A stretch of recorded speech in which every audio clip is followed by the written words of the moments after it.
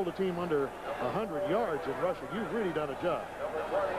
So Kevin Seibel, number 49, will put the ball on the tee, and he may have a hard time holding it there with this about 25-mile-an-hour wind coming in to his back.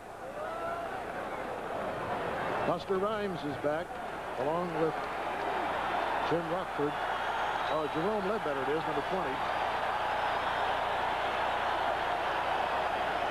And we're set to go.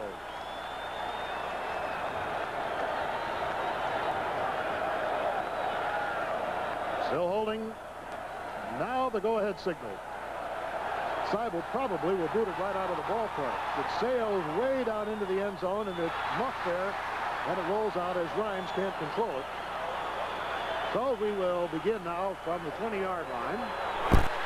1st and 10 for the Oklahoma Sooners. J.C. Watts at quarterback. Chet Winters will play the right halfback stop.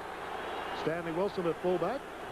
George Buster Rhymes, the freshman, will start at left halfback, and Steve Rhodes at the split end spot. Oklahoma in the white, trimmed in red. And Nebraska with those bright red jerseys, the white helmets. A colorful sight here today. It is really all red. That's all you can see in the stands. First down for the Sooners. Up 5.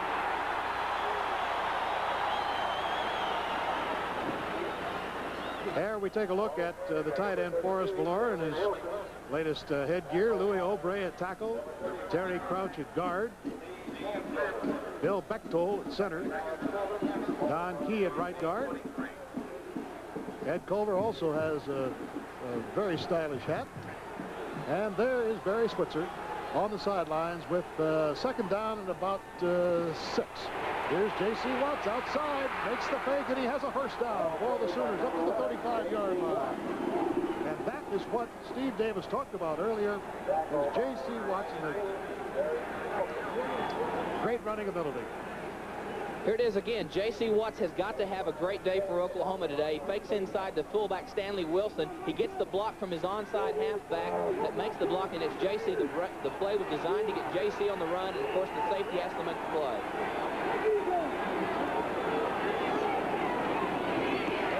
To Chet Winters, not much, as Kurt Feinlein, number 59, the middle guard, buttons him down at about the 37-yard line.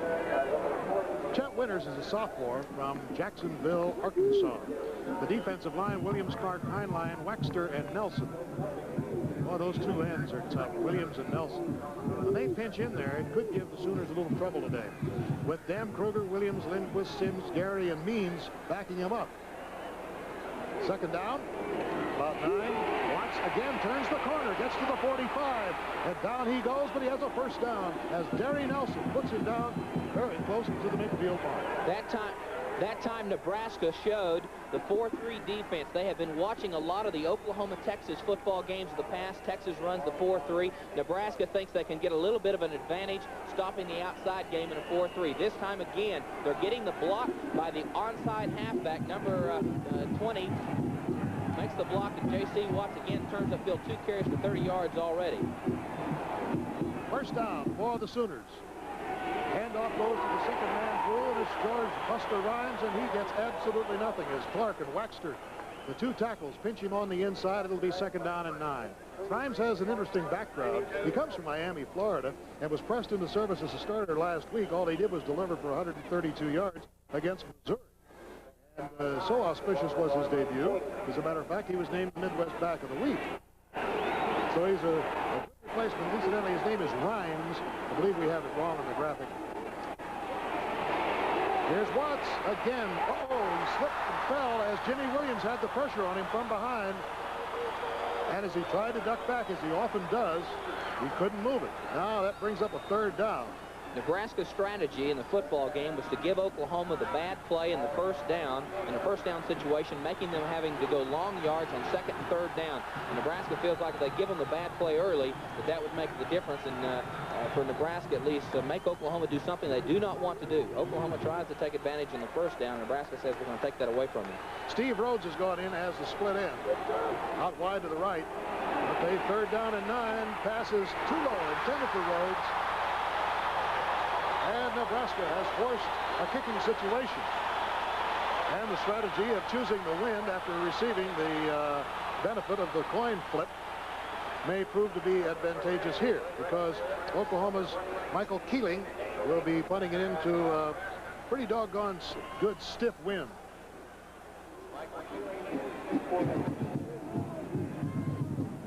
Averaged 41.2 yards this year. Good kick. He tries to keep it low and swirling, and it gets an excellent bounce. Look at this.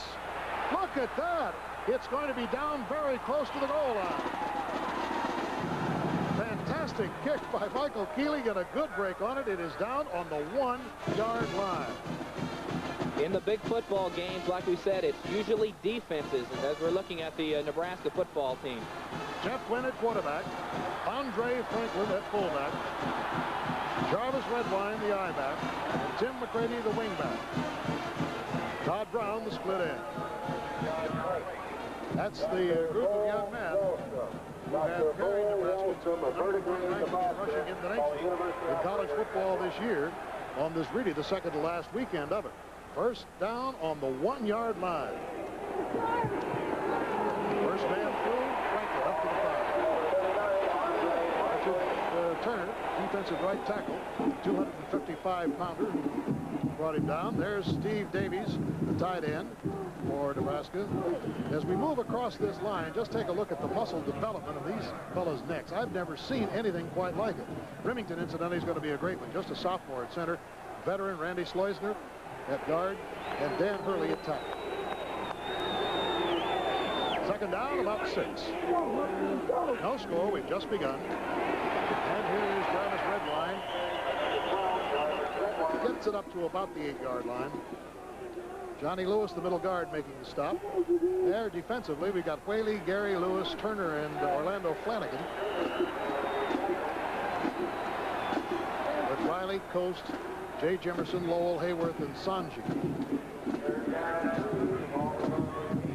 What I tried to get in right before Nebraska got possession is in the big game, it's the kicking game that comes into play more often. In Oklahoma pinned Nebraska back, but they're doing just what they like to do, establishing the running game.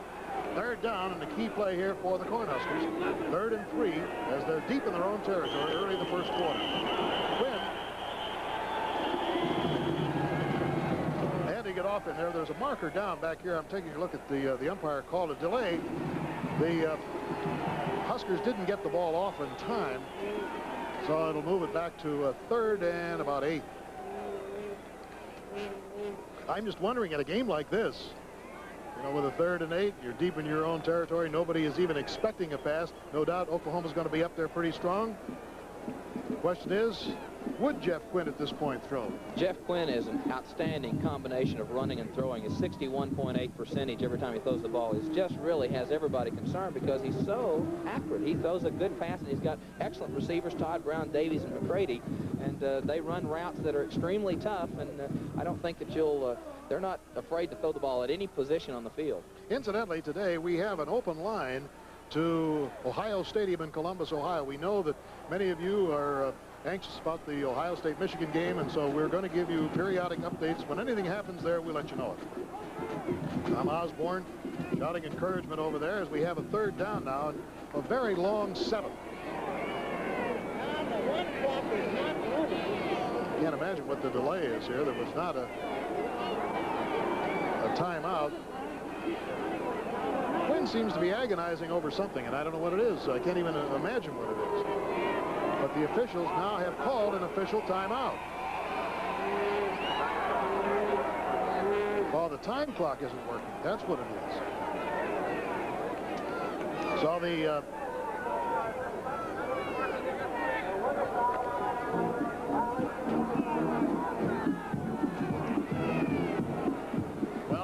part of it. Maybe you got it.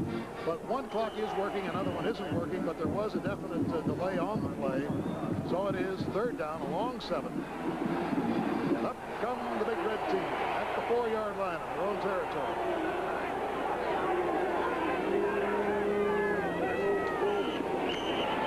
And another marker. Could that possibly be another delay?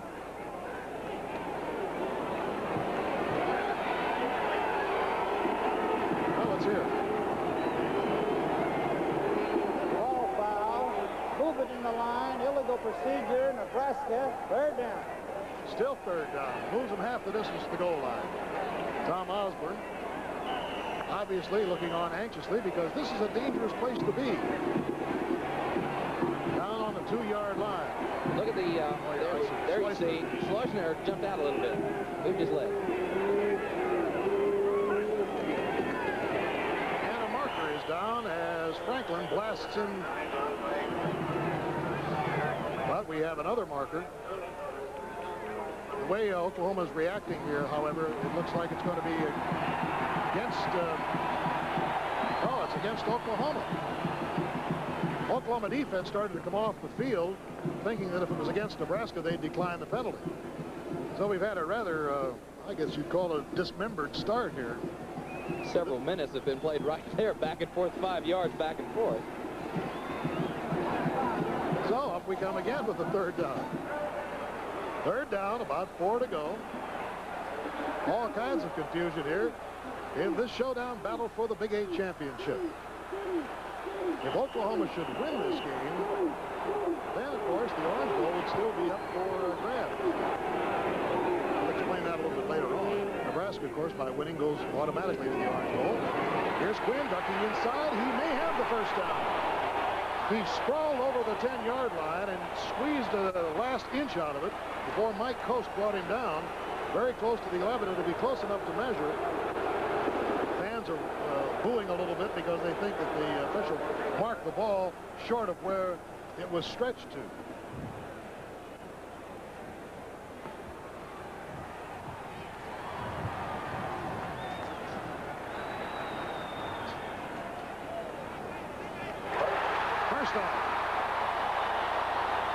That's what Jeff Quinn gives the University of Nebraska that they have not had in the past since 1971 and Jerry Taggy. Watch him on the option play. Comes to the end man. He's waiting on the guard as he pulls. Then he cuts inside. He sees a little seam. He knows he's got short yardage situation, gets the first, and jumps upfield.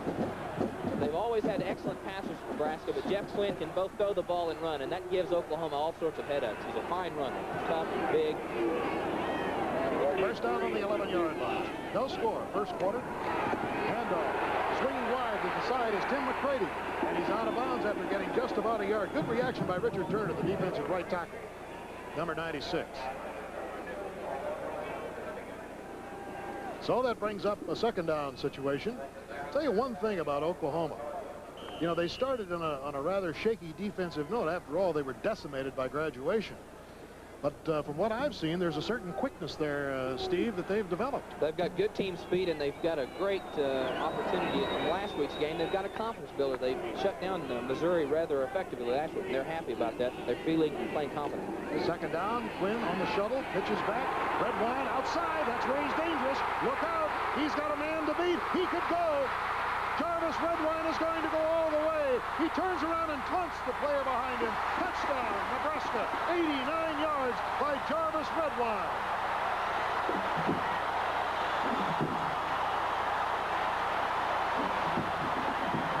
I don't have to tell you what this field is being pelted by. Oranges everywhere.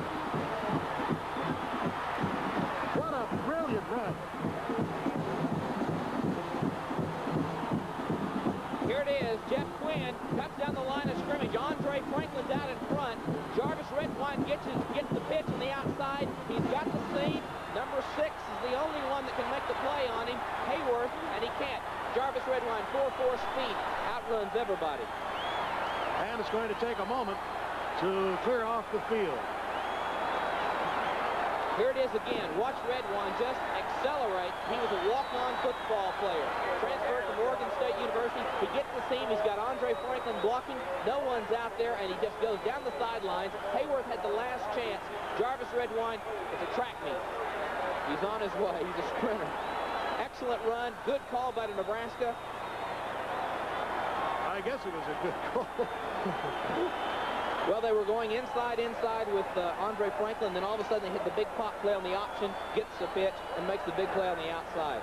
So Jarvis Redwine explodes for 89 yards. And Nebraska, with 8 minutes and 43 seconds to go in the first quarter, has a 6-0 lead.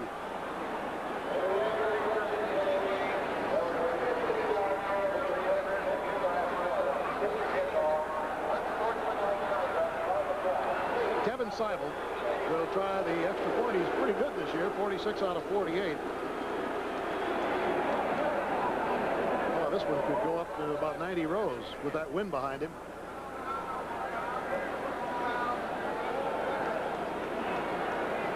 They're explaining something about a personal foul. Did you see a marker down this? Yeah, well, of course. I think the throwing the oranges on the field, and that's in the excitement. It's still, you know, not the best thing to do. That's what they call the penalty. And that'll be attached on the ensuing kickoff. Kick is perfect. So Nebraska leads this one by the score of 7-0. And when we come back, Oklahoma will have an opportunity to try to put it in. I'll tell you, I was a born soccer player. Well, it didn't take Oklahoma very long once they found the key, even though they were pinned deep in their own territory at the 1-yard line. That key first down by Quinn, getting it out to the 11, and then bang, 89 yards, and off goes Jarvis Redwine.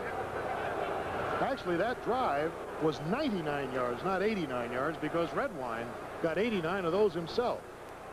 They took it at the 1. Now the ball is being teed up at the 25-yard line because of the personal foul. That was all of those oranges that were thrown out, and Nebraska was penalized for it. So Kevin Seibel will kick to George Rhymes, number 4, or Jerome Ledbetter, number 20.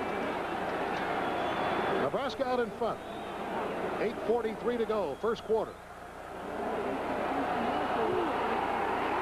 high kick coming all the way down and driving Oklahoma deep.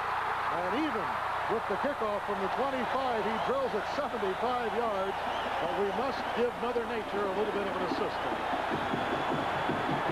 Of course, the adrenaline really flows in this football game. It's not hard at all or difficult at all to get ready and prepare for the football game. Of course, right now, Oklahoma feels a little bit of the pressure, the big long run, the big play. That has an emotional effect as well as the fact that the scoreboard's changed. A little bit later on this afternoon, immediately following this game, the Trojans of Southern California, the Bruins of UCLA, and what should be a great crosstown rivalry, and the renewal of that one will be brought to you by Keith Jackson and Frank Coyles. J.C. Watts ducking inside the hole. Oh, he gets 5 yards quicker than anybody I've ever seen. Russell Gary, number 9, the safety man, makes the stop.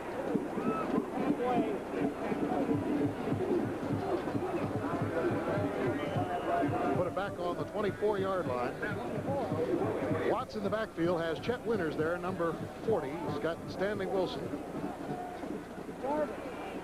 And there goes Bobby Grayson, the split end. George Rhymes is there on the left side of the wishbone. Boy, before anything can happen, Derry Nelson just bear hugs Stanley Wilson. What a defensive play by this All-America defensive end. Derry Nelson, number 92, right there at the top of your screen. Watching the play, Nebraska has 2 tackles to the left side of their line, and then so the back tries to work the way to the other side. Derry Nelson has outside the responsibilities, and he makes the play. An All-American, excellent speed, another one of the great Nebraska walk-ons. Nice hole, and Wilson gets it up over the 30-yard line. First down as Dave Clark, number 63, combines on the tackle with Toby Williams, number 97. You'll see both of those guys in there a lot this afternoon. One thing Oklahoma can do is move that football. Well, they have an outstanding offensive football team. They've got good speed in their backs. The frustration is that they do not have David Overstreet in the lineup. He's the best blocker. Buster Rhymes is an outstanding freshman footballer, good run player, but is not a very good blocker right now. He'll get better, but he's not as good as they think he ought to be. First down on the 30. Nice change of direction. And Stanley Wilson gets it up to about the 39-yard line. Russell Gary. Nice move. Watch Stanley Wilson. He shows that he has the ability to make the change when he has to. The play was designed to go outside, so he cuts. He sees that full and breaks to his right and makes a significant gain. He's had a bruised shoulder. He's healthy today, and Oklahoma thinks that he's got to have an outstanding day, both he and J.C. Watts. Nebraska's concerned more about him than anybody else. 2nd and 2. And going through the middle of that line is Chet Winters. Russell Gary making the stop. First down. Here it is at ground level. J.C. Watts handing off to Chet Winters. Has great quickness, not the overpowering speed, but watch him just take on the good hit. Russell Gary, the safety. Nebraska is leading this one on an electrifying 89-yard touchdown run by Jarvis Redwine, coming at 8:43 of the first quarter. Now we have 6:10 to go, and Oklahoma's on the attack. What a defensive play by Jimmy Williams, crashing through to bring down J.C. Watts back on the 42-yard line. Jimmy Williams, a junior from Washington, D.C., a walk-on. What Nebraska's got, they've got their 2 defensive tackles to that side of the field. They're both out there. It's called their strong set, and so it just gives you an extra man and some little extra headaches to block offensively. It's a pretty strong set, all right. Yeah, it's exactly, but it's kind of weak on containment the other side, but when you've got a Derry Nelson to contain, you've got a pretty good defense. It's 2nd down and 12. Watts is back to pass, and he is hit from behind by Derry Nelson, by Toby Williams. However, his arm had started forward on the forward pass, so it is not a fumble. But Toby Williams reached up there and just got enough to snag that ball and to cause the incompleted pass. Oh, this defense is formidable. Watch J.C. Watch his hand motion. He'll be trying to go forward. Toby Williams, number 97, coming behind him. Just kind of nicks his elbow and causes the motion to go, and the ball pops out. He was intended to go forward with it. 3rd down and 13. Watts sprawled at the 47-yard line. It'll bring up a 4th down. And this Nebraska team's going to get a standing ovation, the defensive unit, as it goes off the far side. Listen to this.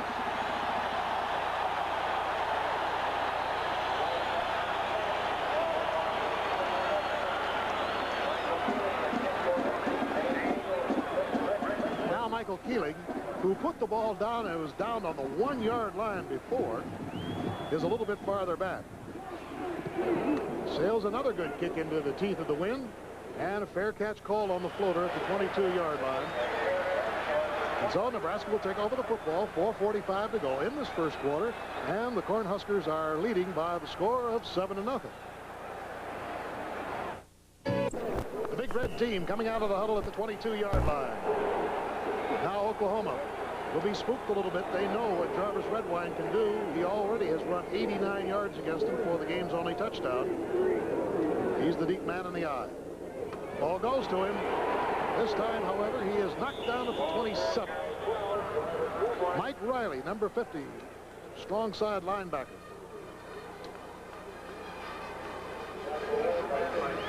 Ball on the 27. Jarvis Redwine, I'll tell you, is one of the grittiest players I think I've seen in a long time. I don't think people realize, Steve, what it's like to play football with bruised or broken ribs. It is murder every time you take a breath or cough or sneeze. And he's out there taking a pounding. Look at the quick opener of Andre Franklin spinning up to the 44. Steve Hayworth may have saved the touchdown there. Here's the play that Oklahoma's been concerned about, the quick pop. Andre Franklin right in the middle. It's the trap play. Hayworth's got to make the tackle for Oklahoma, the free safety. He is quick. He's a bolter. He's been a 3-year starter in Nebraska. He makes things happen so fast. One of the strongest players on the football team. His neck bows outside his ears just about. He's tremendously strong. 1st and 10 on the 44. Nebraska leading, and they have the football. Steals in motion. Wynn shovels across, pitches it back to Redwine, and he's driven out of bounds. This program is being brought to you as an exclusive presentation of ABC Sports. Let's pause 5 seconds to allow our local stations to identify themselves. This is KLCO TV, Oklahoma City. Jarvis Redwine, 3 rushes, 101 yards. Not bad for about a 33.5-yard average. And, of course, with that yardage today, he becomes a 2-year, 1,000-yard rusher. 2 years in a row, he's gone over 1,000 yards. 12th in the nation. 2nd down, about 6.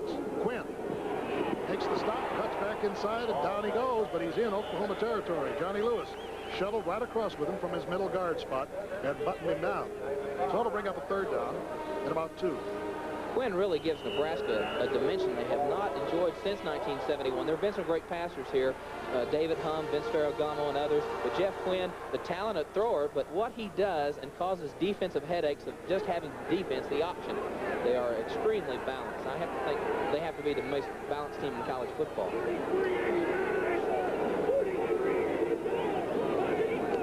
Quick pitch. Here comes Todd Brown on the fake. Redwine fakes to him, and he is out of bounds at the 34-yard line. Steve Hayworth was very, very alert. Also in on the, at least slowing him up, was Steve Whaley, number 57, who was not fooled, but he didn't make his hit strong enough. Ah, the razzle-dazzle starts early. Here's the pitch to Redwine. Now watch, he fakes to the wingback coming across, and then Redwine breaks outside, but Hayworth is alert, just like you said, Bill, and made the play, but they're already starting a little bit. Whaley's mad at himself for missing the tackle. First down for Nebraska on the 35-yard line of Oklahoma. Nebraska's leading this one 7-0 in the first quarter. Hand off to Franklin, gets a couple, grinds his legs forward as Whaley brings him down. Watch Remington, the center, fire out for Nebraska. He really is. It's a first year to start, they say. Really accelerates well off the ball. He's blocking on Johnny Lewis. He got at his feet and got him out of the play. He did what he was supposed to do. Tell you, the Penn State coaching staff was very impressed with him when Nebraska beat Penn State earlier in the season, the game that was televised on ABC. Second down and about 7. Nebraska leading 7-0. We're in the first quarter, 2 minutes to go. Quinn just turns around and throws the ball wildly. Nobody there. 2 men looking at each other, and the ball was on the ground. That was not a trick play. No, it was a busted play. Watch the backs. I do not know the numbers, but watch them collide. Okay, who is that? Todd Brown coming across and Redwine. Todd Brown and Redwine collide. That's the best defensive play Oklahoma's had right now. That's what happened. They were coming back across. Todd Brown, the split in, is coming across. Watch Redwine. He's going to get the pitch. Oh, I see. Todd Brown was going to get the pitch. Right. They were going to do a little trickery. It makes it a third down and 17 now. Nebraska's on the OU 42. Quinn just turns around and spins it outside to Redwine. Once he gets out there, he's dangerous. He's down on the 30, 10 yards short of a first down. Boy, Quinn is cool. He just pirouettes around in there, looking for things to happen. Well, he had the option to throw it. Watch it. He wants to throw. See his arm. He's ready to throw. And this is what makes him a great quarterback. Usually a Nebraska quarterback throw, but now he runs the option play and gets it to his best back, Redwine. God, you know the pitch on that one, that's kind of significant. You're a former quarterback. He pitches that one with his left hand. He goes to the right and pitches with his right. He's got marvelous agility. All right, here's Kevin Seibel to attempt a 47-yard field goal. He's got a lot of wind behind him, and it's on its way. It is good. He blasts it right through. And Nebraska has taken a 10-0 lead over Oklahoma, and that score came with 43 seconds to go in this first quarter. Back in just a moment. Kevin Seibel, who has just booted a 47-yard field goal to give Nebraska a 10-0 lead, will now boot the ball off from the 40. Well, if he put it in the end zone from the 25, he shouldn't have too much trouble here. I think one thing should be said. It's not obvious when you're watching a game on television how much the wind comes into play. But there is a psychological advantage, there is a physical advantage, and Oklahoma will have it in another 43 seconds. Well, when you're an offensive player, you feel like you're having to go uphill against the wind. It really, just like you say, it does have an effect on you. I used to always hate to go against the wind. I hate to play golf with the wind for the very reason. Look at this one. He boots it right through the uprights. And it draws a big cheer from the crowd. So Oklahoma will take over the football, and with 43 seconds to go, no time elapsing, of course, since nobody touched it. Nebraska sets the defense. Oklahoma sets the offense. Oklahoma's had a couple of looks now at the defensive scheme and the way they're trying to play the wishbone right now. Of course, there's the stat, what Nebraska's done mostly on Jarvis Redwine's big play. And Oklahoma will try now to establish themselves, get some confidence. You've got to be cool here. You don't want to make mistakes, give them any more points. You want to try to establish what you can do best. To first man through, and Jimmy Williams doesn't waste any time in knocking Stanley Wilson right to the ground. 2-yard gain at most.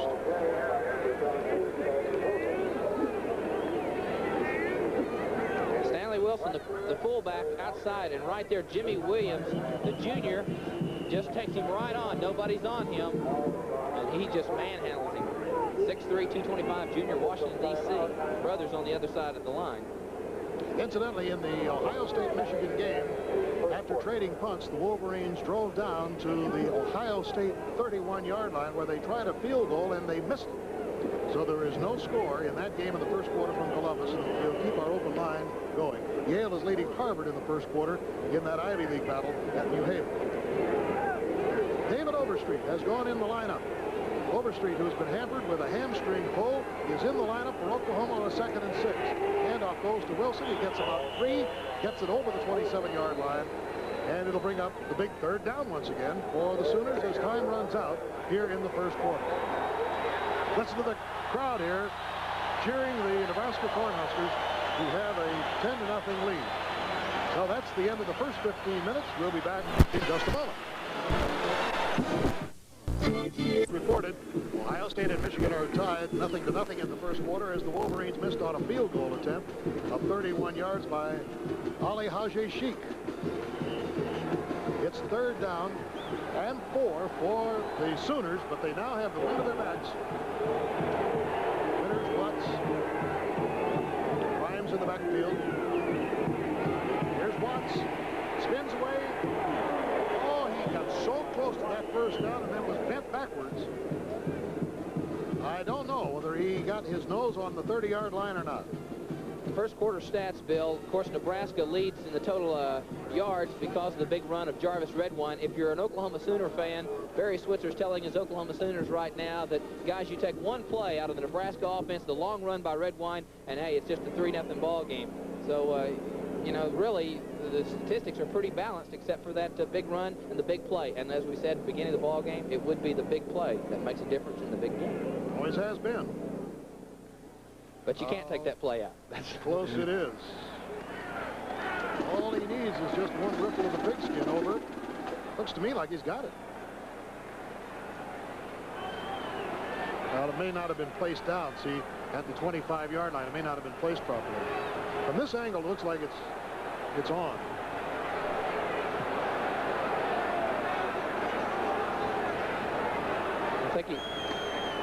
I think he's inspecting the chain, make sure there's not any knots in it. Well, this is the biggest mystery of the weekend. Bigger than who got JR.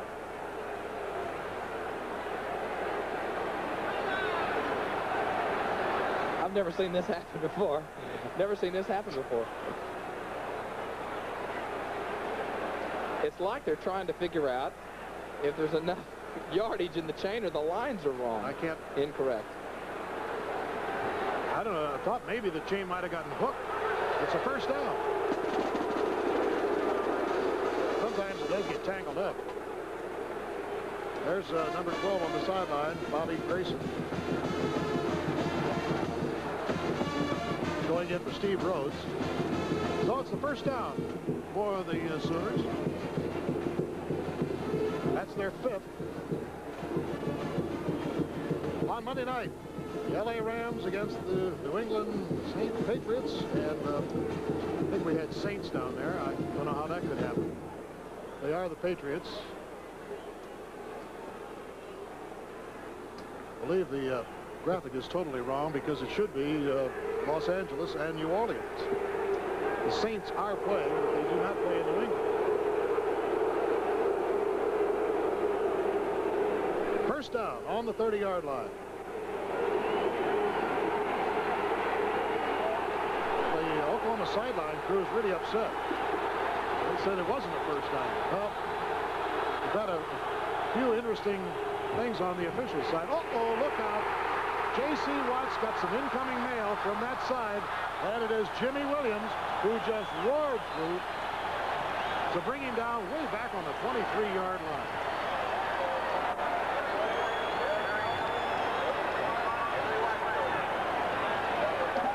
Oklahoma's trying to go deep.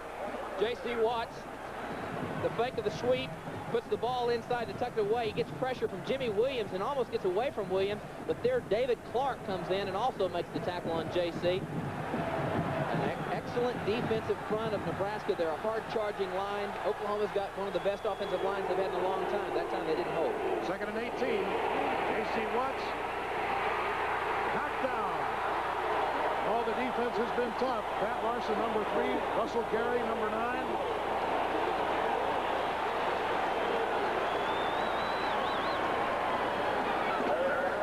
J.C. Watts says to himself, what do I have to do to get outside?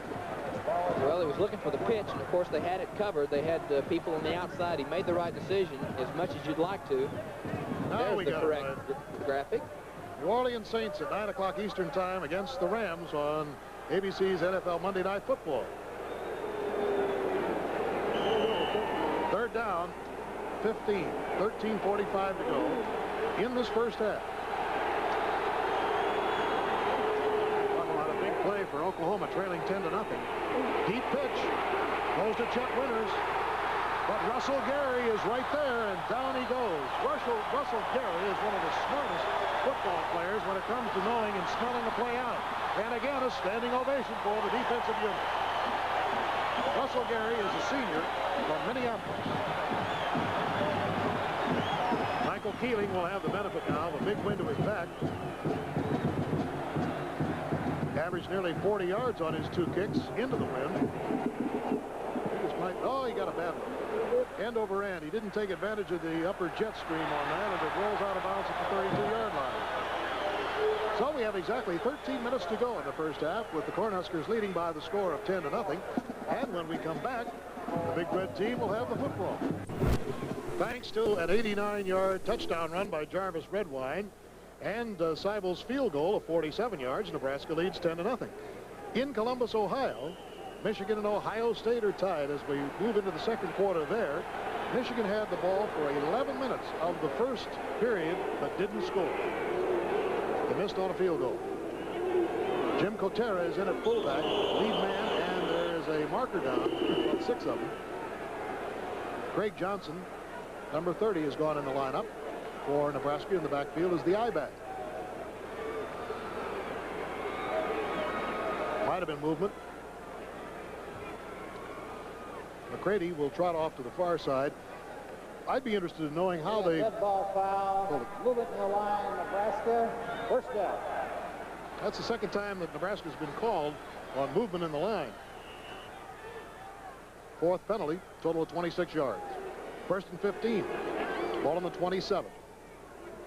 Nebraska out in front, 10-0. Quinn hands it off. And it's Craig Johnson who hits up in there, and Richard Turner knocks him down.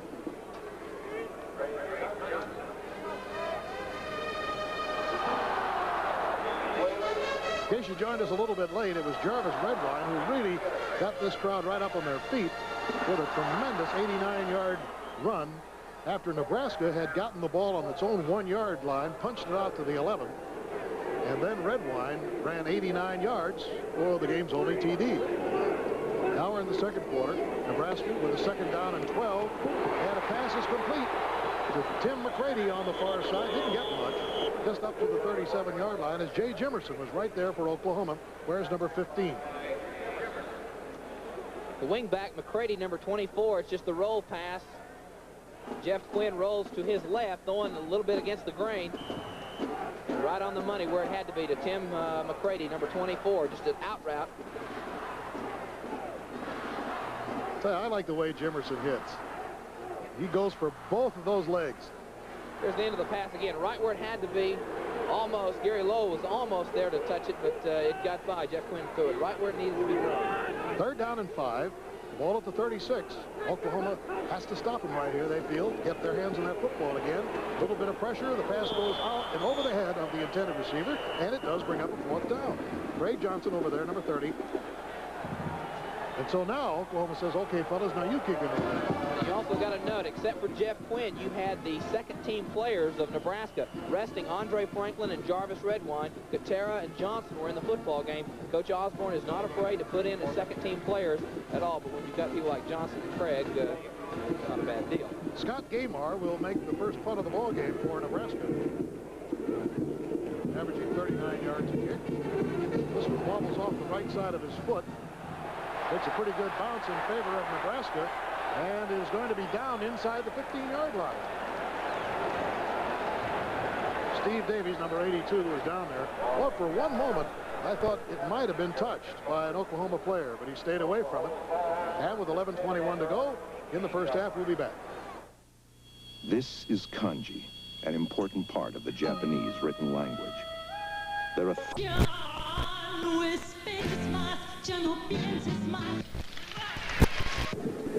Oklahoma has the football on the Oklahoma 18-yard line for the first down. 11 minutes, 21 seconds to go in the first half. Bill Fleming and Steve Davis reporting from Lincoln, Nebraska on a perfect afternoon for football. A little high handoff goes to George Rhymes. Oftentimes when you hand that ball high to a back, it just destroys his dynamics and he just loses all of his punches. So concentrated on trying to hang on to the football. So he didn't get much. Well, just short of the 20, as you can see. Ohio State has just kicked a field goal to lead Michigan by the score of 3-0. That was set up on a 43-yard pass from Art Schleister to Calvin Murray. And Yanakiewski put it through. That might have been wind-aided. That pass was 15 feet over the head of Steve Rhodes. It wasn't so much wind-aided as it was David Clark-aided. Clark, 6'3", 246 senior from Odessa, Texas, the defensive tackle, really put his hands up in front of J.C. Watts, causing him to throw the ball high and outside. He's 0 for 3 today. Nebraska's doing what they wanted to do, give Oklahoma the bad play on first down, make them go for long distances on second and third. And here's Watts. He throws a floater. It is, there was some contact between Bobby Grayson and the defensive back, Andy Means, but nothing called. Thought for a moment Grayson might even have been called for offensive interference because he had his hands out there. But in the view of the official, no infraction. There was a little bit of rubbing shoulders there. He kind of got his arm locked in with Bobby Grayson, and I think that the referee just felt like that he was not actually going after the interference. Oh, there's a beautiful kick by Michael Keeling, spiraling all the way back down to the 16-yard line to Dave Legal. And so it is down on the 24-yard line after 60 yards in the air. And we have 10 minutes and 27 seconds to go in this first half. A lot of exciting things happening at halftime. We'll be bringing you some of the highlights of the Ohio State-Michigan game and Yale and Harvard. We'll also have the spectacular Cornhusker Marching Band performing before this crowd today. The last home game of the season. Certainly not the last game for either of these two teams. It just depends on what happens here, where they're going to go. Of course, Oklahoma has to play Oklahoma State next week in a conference game. Pitch back to Redwine. Notice how he hesitates just a little bit. He's got that uncanny sense of just waiting to see, will the block be thrown? Well, at that time, it wasn't. He's looking for that seam because as a running back, you just kind of feel and see seams opening up. As you're running lateral, then all of a sudden you see a little crack and then you jump upfield. Make something happen. Later on this afternoon, the Trojans of Southern California and the Bruins of UCLA following this game. That should be a dandy, the renewal of one of the great crosstown rivalries. Second down and 8. Quinn just turns around and looks, ducks through the hole, gets 5 or 6, and is knocked down about 2 yards short of the first down. Incidentally, that 33-yard field goal by Yanakiewski of Ohio State were the first points scored on Michigan in the last 4 games. A total of 15 quarters, actually.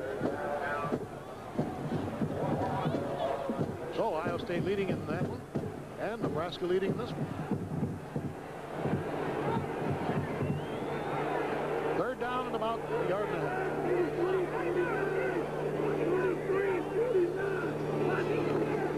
Pitch back to Redwine. Good, strong hit there. Stopped him short of the line of scrimmage by Mike Riley. Number 50 came roaring through along with Mike Coast, number 48.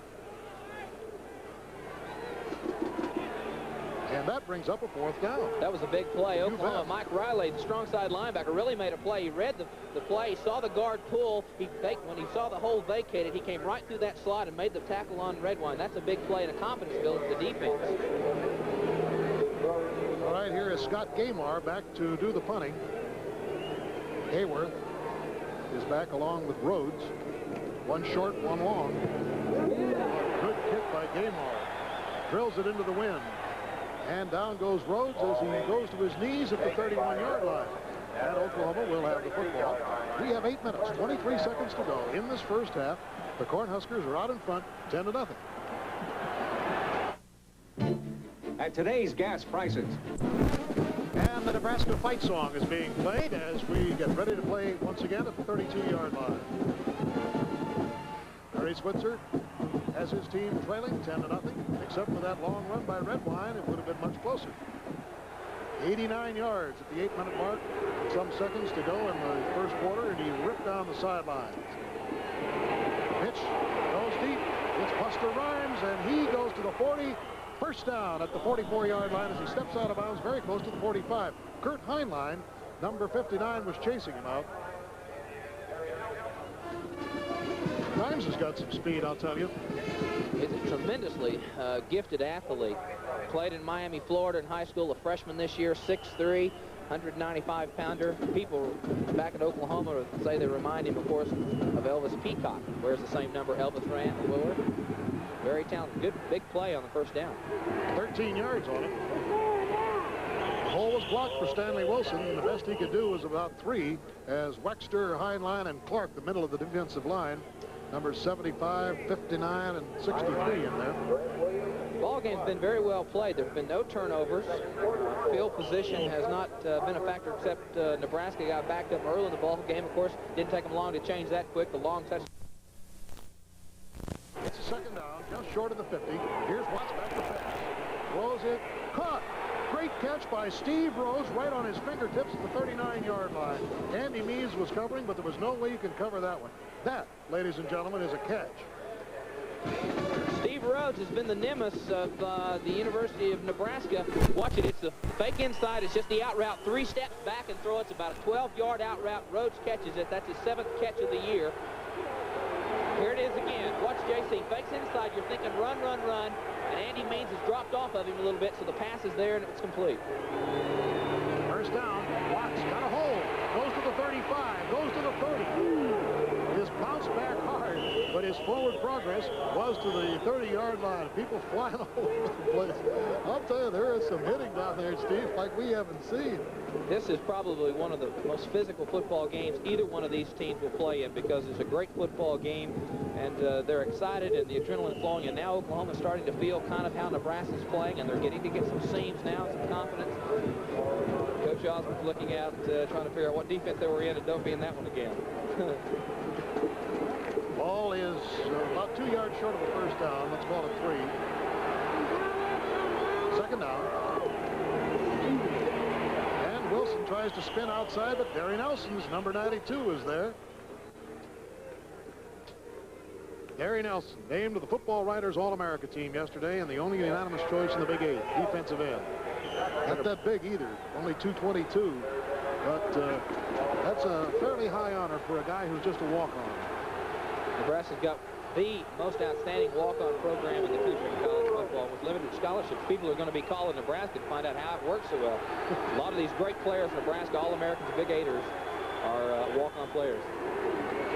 And the black shirt's being tested here as Watts goes outside, gets it inside the 25, and Russell Gary knocks him down. But J.C. Watts gives Oklahoma its best position on the field at the 24. Well, even the best can get through. Exactly. Watch him inside. He gets inside. He takes the fullback. That was his responsibility. Somebody else has got to come quarterback, and they're not there. There was probably some sort of stunt out there because he went for the guy he's supposed to get, and he didn't have the football. I'll tell you one thing, Russell Gary covers pretty fast. Steve Rose is out wide to the right now with a first down for Oklahoma. Their best shot of the day. On the 24, handoff goes to the Wilson, and as he spins off to the left side, he goes out of bounds about on the 5-yard line. There was some trickery that we have not seen before. I said the aha because I couldn't find the ball. When I found the ball, I was amazed. Let's look at it. It's Stanley Wilson. Let's see where he goes. He gets right there. Oh, he just got the ball in the base place, and the flow went to the right, and he just back-legged and turned a nice. Was that planned or not? Well, he likes to cut back, I think. We'll have to ask him. Well, if it wasn't planned, it'll be in the playbook against Oklahoma State, I can guarantee you. 1st and goal to go for Oklahoma. Handoff. And no, fake handoff, and as Watts goes by, he is knocked out by Andy Means on the 3-yard line. Stan Wilson had a hole you couldn't believe. Watch JC. They get the corner, just what they want. They've got the ratio they want. He can pitch the ball now. He says, no, I can get to the end zone. Williams is there and Means. Here it is again. Watch JC come down the line of scrimmage. He's looking for the seam. He's got Rhymes for the pitch, and Andy Means comes out and makes the tackle. One more look at it. Watch the look that JC sees. He thinks maybe I can pitch. No, he sees the corner of the end zone, and Williams' pursuit and speed pulled JC down. Well, the thing that bothered Wilson is that he had an absolute waltz into the end zone, but didn't have the ball. Oh, there's a big stack up in there. It might have been a lost football, the way that Nebraska is cheering. This is where Nebraska gets so tough. They're so physical. They've got good, strong people, good size inside, and the defensive ends. J.C. Watts, the #1 scorer on the team, likes to score. Of course, that's by design more than anything else. So it'll be on the 3-yard line. It'll be 3rd down. There was no fumble. And now Oklahoma trailing 10-0. 4:27 to go in the first half. Has the ball on the 3-yard line. As Nebraska has its black shirt defensive unit up there. Watts, he's got room. Touchdown, Oklahoma. Great play by J.C. Watts.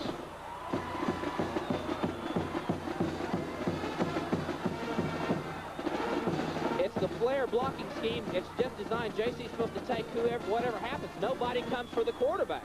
J.C. walks into the end zone. It's a cakewalk. And Wilson put the block in there that he had to put in. The block in J.C., there's nobody comes for the quarterback, and you just walk in. That happens sometimes on the wishbone. Different responsibilities, and they do different things, and you find yourself with nobody to pitch off of. And it's 10-6 as Mike Keeling will try the extra point. He puts it up and drills it. It's 10-7, and really a brand new ball game as Oklahoma has proved that they can move the football against Nebraska. So with 4:17 to go in the first half, 3-point difference now. We'll be back. Nothing builds confidence like touchdowns. It was an excellently executed drive. The big play, of course, Steve Rhodes and the great catch on the out route. J.C. Watts, we said at the very beginning of the ball game as we're looking at the tie, Michigan, Ohio State 3-3. We said at the beginning it would be J.C. Watts. He had to have a great day, and he's having one so far. He's executing quite well. And as you can see, Michigan and Ohio State are all tied up. Here's Michael Keeling getting ready to boot. Anthony Steele, number 33, is deep, along with Ricky Simmons, number 7 for Nebraska. Line drive, wobbly kick, way over the heads of everybody, and out it goes. And Nebraska will take over the football. Well, it was a well-thought-out drive by the Sooners, moving 68 yards. And some scores coming in now. Rutgers over Colgate. Lehigh and Lafayette. Well, there's an old rivalry. And Yale still leading Harvard 7-0 in the first quarter for the championship of the Ivy League. 1st and 10 for Nebraska. Carolina over Duke. As we come up to a 1st and 10 with 4:17 to go in the first half. It's a 10-7 ball game. On the delay, hand off to Redwine. He's caught back there, and down he goes at the 17-yard line. Orlando Flanagan, number 53, the defensive right end, got in there so quickly, Redwine didn't really have an opportunity to react. It's a delay-type play. Watch Jeff Quinn kind of delay. It looked like there was a little bit of confusion, so Redwine pops outside. Flanagan's there and makes the tackle on him. It looked like a little bit of confusion in Nebraska's second backfield at that time. Roger Craig has gone in as the I-back for Redwine. There's number 21. Quinn shuttling across, pitching it back to Craig. Craig makes his move and is knocked out of the 24-yard line. A solid hit by Steve Whaley, number 57.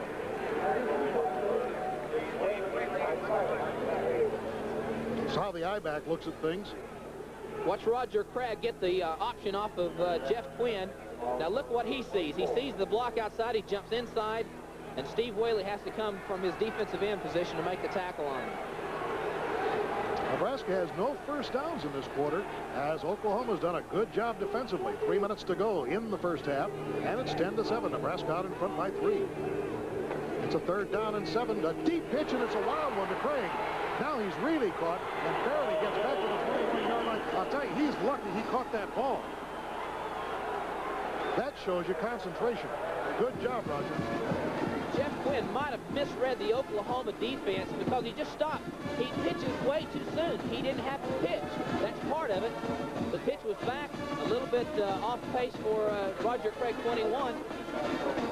Jeff Quinn, he just pitched off the wrong man. Didn't have anybody really to pitch off of. Scott Gamar to bunt into the wind, and he gets a kick that wobbles up and floats, and it is taken there at the 45-yard line, and the ball is fumbled, but covered by Oklahoma at the 42. That was Benson who got the ball eventually, or Dawson.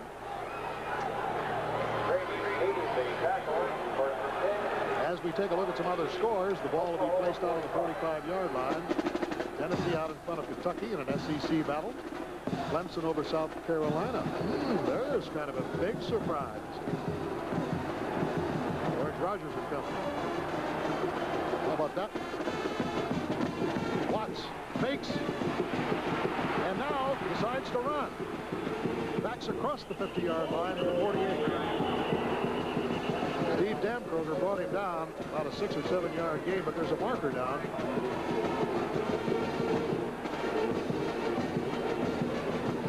Face masking penalty against Nebraska. Incidentally, in the Michigan-Ohio State game, the Michigan score came on a 43-yard field goal by Ali Haji Sheik with 6 minutes to go in the first half. Nebraska, first down. Let's try to figure out who made had the infraction. There's Jerry Nelson. He's taking on the block. He's pushing. Well, he's got a little bit of, I don't know if the flag was thrown on Nelson, though. He's trying to get his hands away from the face mask area. I don't think the flag was on him. I think it was on someone else. First down on the 34, and here goes Watts. Oh, what a move he puts on that man, and he flips the ball up. This may go. Rhymes is out of bounds at the 2-yard line. What a brilliant play by J.C. Watts. Not only does he make a great move to the outside, but then just fired that ball back to Rhymes, who was the trailing back. J.C. Watts has to have a great football game. He is really executing quite well. Watch him. He cuts inside. Nobody's for him. He cuts inside. Now watch this. He jukes inside, then back out. And then makes the great pitch. And then makes the great pitch to Buster Rhymes. I was waiting for it. There it goes.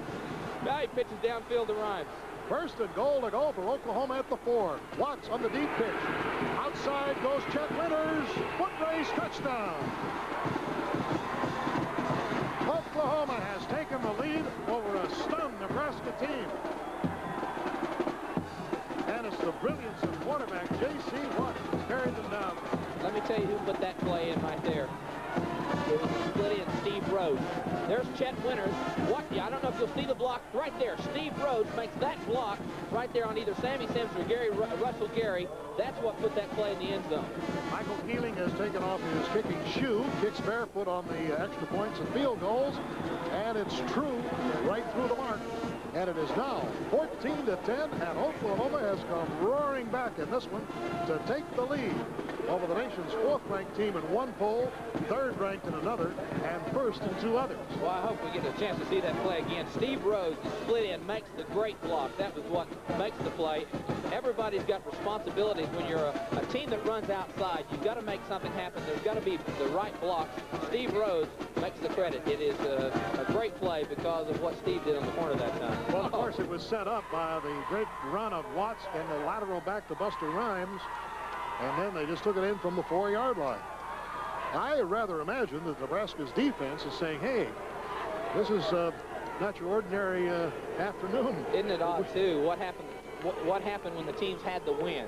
That psychological and just that mental attitude about going against the wind. It is an uphill battle when you're going against it. And they're going to have to go at it again. Jeff Quinn there on the sidelines, hands on hips next to Tom Osborne, who incidentally was named the Big 8 Coach of the Year for 1980, and we'd like to congratulate Tom. A brilliant record that he's compiled here in 8 years, and of course has carried the Cornhuskers into this game with a 9-1 record. There's an interesting shot, a high shot showing the deployment. Only 36 seconds to go 65 yards for Oklahoma. Talk about explosiveness. That wishbone can do it for you with the right people.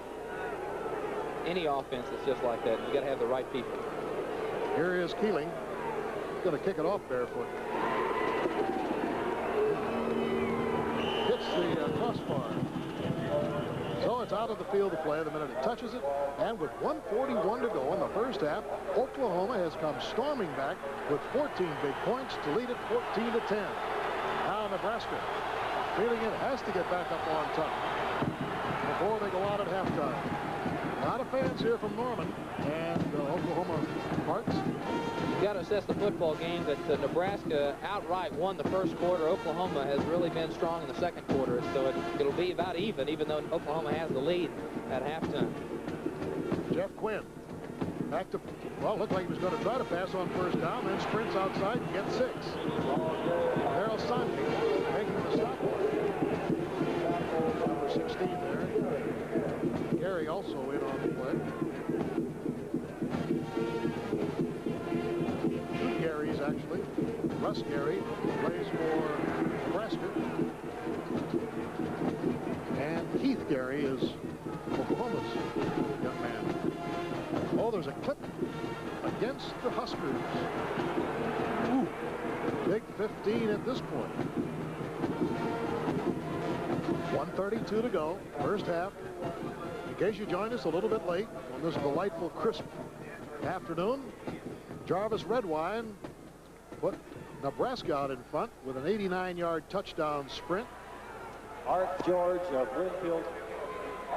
And then a 47-yard field goal made it 10-0. But the Sooners said, hey, we're not out of that. Flipping Nebraska to down count, second down. Well, it was a dead ball foul. Okay, comes all the way back to the 13, and significantly it cost them the down. It's 2nd and 17. Time of the utmost importance now to the Huskers. 1:27 to go in the first half. And off on the delay to Redwine, but he doesn't get much up to the 18-yard line. Richard Turner, number 96, knocked him down. Clock moving.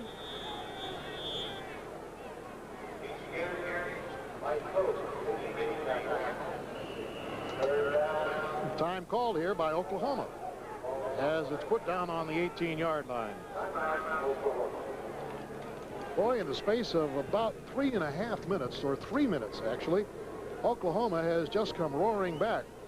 Watts on a 3-yard run for the touchdown after a nice 68-yard drive, and then Winters came right back on a 3-yard run, and that made the score 14-10.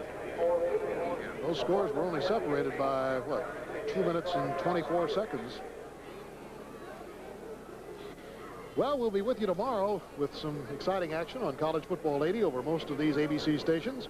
Ohio State, Michigan, Nebraska, Oklahoma, South Carolina, Clemson. That's turning out to be a good one. Texas and Baylor in the Southwest Conference. Stanford and Cal, the big game on the coast as far as those two rooters are concerned. And Mississippi State and Ole Miss. Incidentally, immediately following this game, you're going to see live UCLA and USC from the Coliseum. A lot of action coming up next week, too, on Thanksgiving week. Penn State and Pitt, Army, Navy. As we wind down the season in college football for 1980, it's a 3rd down and 12, and here's Quinn. Throws, got him, steals at the 31. Well, it's not enough. I don't believe, is it? It's right on the 30-yard line. Yeah, they mark it. First down. First down with 1:05 to go.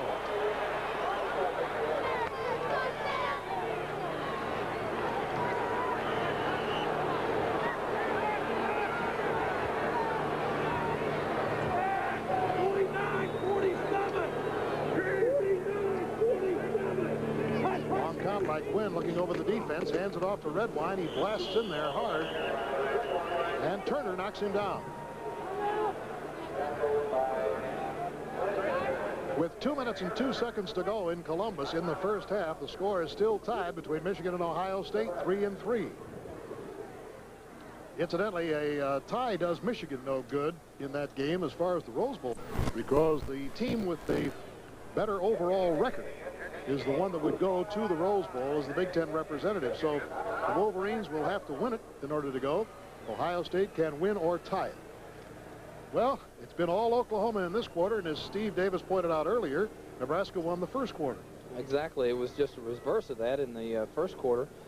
But I think Oklahoma was able to kind of figure out what Nebraska's doing. And one thing that I noticed about Nebraska, they did not go back to the 4-3 in the second quarter. They had a lot of success with it in the first quarter, and I have not seen it very much in the second quarter. And I'm wondering if at halftime they want to make some adjustments and go back to it, because traditionally the 4-3 has caused trouble for Oklahoma wishbone teams. So time is in now. With a 2nd and 7, the ball is resting on the 33-yard line of the Big Red team, trailing 14-10 to Oklahoma. Quinn now drops back, looks from the 25 and throws it deep. Steals is there, but 3 Oklahoma Sooners are on it.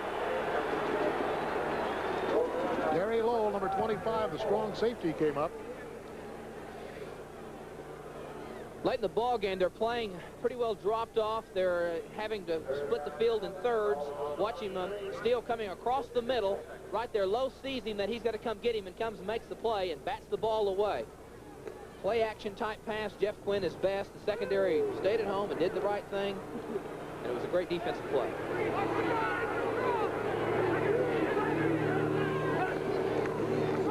The ball is given to Redwine on the delay, but again, the Sooners react quickly on the defense as Orlando Flanagan, number 53, makes the stop. 43 seconds showing on the scoreboard clock. See the wind, how it blows the hair of all the people on the sideline there. A very brisk wind that Nebraska is going into. There has been no scoring here at the south end of the stadium where the wind is coming from. Nebraska's got to kick the football now, and it's 4th down. They're having to punt against the wind. Oklahoma's going to try to get something going, maybe get a return if they possibly can. I would imagine Nebraska's going to probably try to kick it away and make them go a long way forward and try, hopefully, to prevent any type of return at all. So Gamar will do the punting with 4th down and 5 and 43 seconds showing on the scoreboard clock. I think generally speaking, the weather all over the United States, perhaps except for the Pacific Northwest, is ideal for football today, and should produce some really spectacular plays. We've had them in this game. 89-yard run by Jarvis Redwine, and then really a brilliant run by J.C. Watts after a fine catch by Rhodes. A brilliant run by J.C. Watts and a pitch back. Nebraska's got a trick play in the punting game. It might be a good time. Oklahoma's thinking they've got to get return. Let's see what happens. It's legit. Ooh, and it was almost blocked. What a kick. Gamar gets away. And he sends his man all the way back as Steve Rhodes had to go back. Those are really tough on a defensive safety man when that wind is blowing like it is and so fickle. Oklahoma was coming for it. The punter Gamar got his legs back so he wouldn't get hit. Watch the pressure of the Oklahoma offensive line against the punter. Watch him kind of kick back. He says, whoa, don't get hit by anybody. He's kind of protecting himself, but that was an excellent punt. Good long punt, 51 yards against the wind. Here's Watts. Outside he goes. First down and out of bounds at the 36. Russell Gary, number 9, running him out. Oh, he is so quick. I can't get over how fast those feet move. It's always, you know, he's fast, but it's also a matter of who's chasing you sometimes. Bill, you got to realize you got some great defensive ends. Watch JC again, inside. Watch him make some moves. He sees he's got to jump inside. He's quick. Watch him stop, jitter, then say, I got to get out of bounds, make something happen. Another first down for the Sooners. It's all Oklahoma here in the second quarter with 30 seconds to go, and they're leading 14-10. Bad pitch. Chuck Winters amazingly got that ball back. Gary Nelson was right on it. Oh, there's a case where they almost lost it. what happened, Sammy Sims, the monster, number 6, the junior, came in JC's face, made him pitch a little bit quicker than he wanted to. That's probably one of the scariest things to see happen. Some secondary back coming right at your face, and then all of a sudden, watch this. Sammy Sims, number 6. Right there he is, right in JC's face. He's got to pitch quick. And it's tough all the time. This is a high-risk offense, and you can't always hit them right in the hands. In fact, I never hit him in the hands. He was fortunate he got a good basketball bounce. I'm sure what Oklahoma is thinking right now, they know Keeling can boom that ball 40 or 50 yards with this kind of a wind behind him. They can get that ball out there anywhere inside the 40. They feel they can go for 3 and get it. Yeah, but with 16 seconds, too, you don't want to be too risky and fumble the ball, because Nebraska, it doesn't take them long to score either. They'd have to go a long way for a field goal, but they'd sure be able to go and throw some sort of pass. It's been a good first half. It's been an excellent first half, and it's been a great traditional battle. 17-14 last year. Oklahoma won it. 17-14 the year before. Nebraska won it. They've always been tight. I'll never forget the 35-31 game as long as I live. It's hard to believe it was 9 years ago. In fact, I was talking to Bud Wilkinson about it a little bit earlier. At that time, he was commentating for ABC, and we were both privy to seeing that great battle. That's the end of the first half. And the crowd a little bit silenced here as Tom Osborne hurries and hustles to get to that locker room. His team trailing here. And a rather surprising second quarter as Oklahoma is leading it 14-10. And Oklahoma will have its option to begin the third quarter as whether to take the win or kick or receive. It'll be interesting to see. We'll be back with stats are very close in total yards. 171 for Oklahoma, 195 for Nebraska. Game time of possession even. Oklahoma in the first quarter had 64 yards to Nebraska's 148. In the second quarter just reversed that. Oklahoma had 107, Nebraska 47. So like we said, Nebraska had the first quarter all to themselves, and then Oklahoma had the second quarter. First score of the ball game came with 8 minutes and 43 seconds to go in the first quarter when Jarvis Redwine got outside.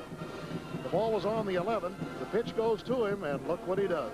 He really just had the speed. The drive started at the 1 yard line. They had him pinned back on the great punt by Keeling, but he just outdistanced everybody.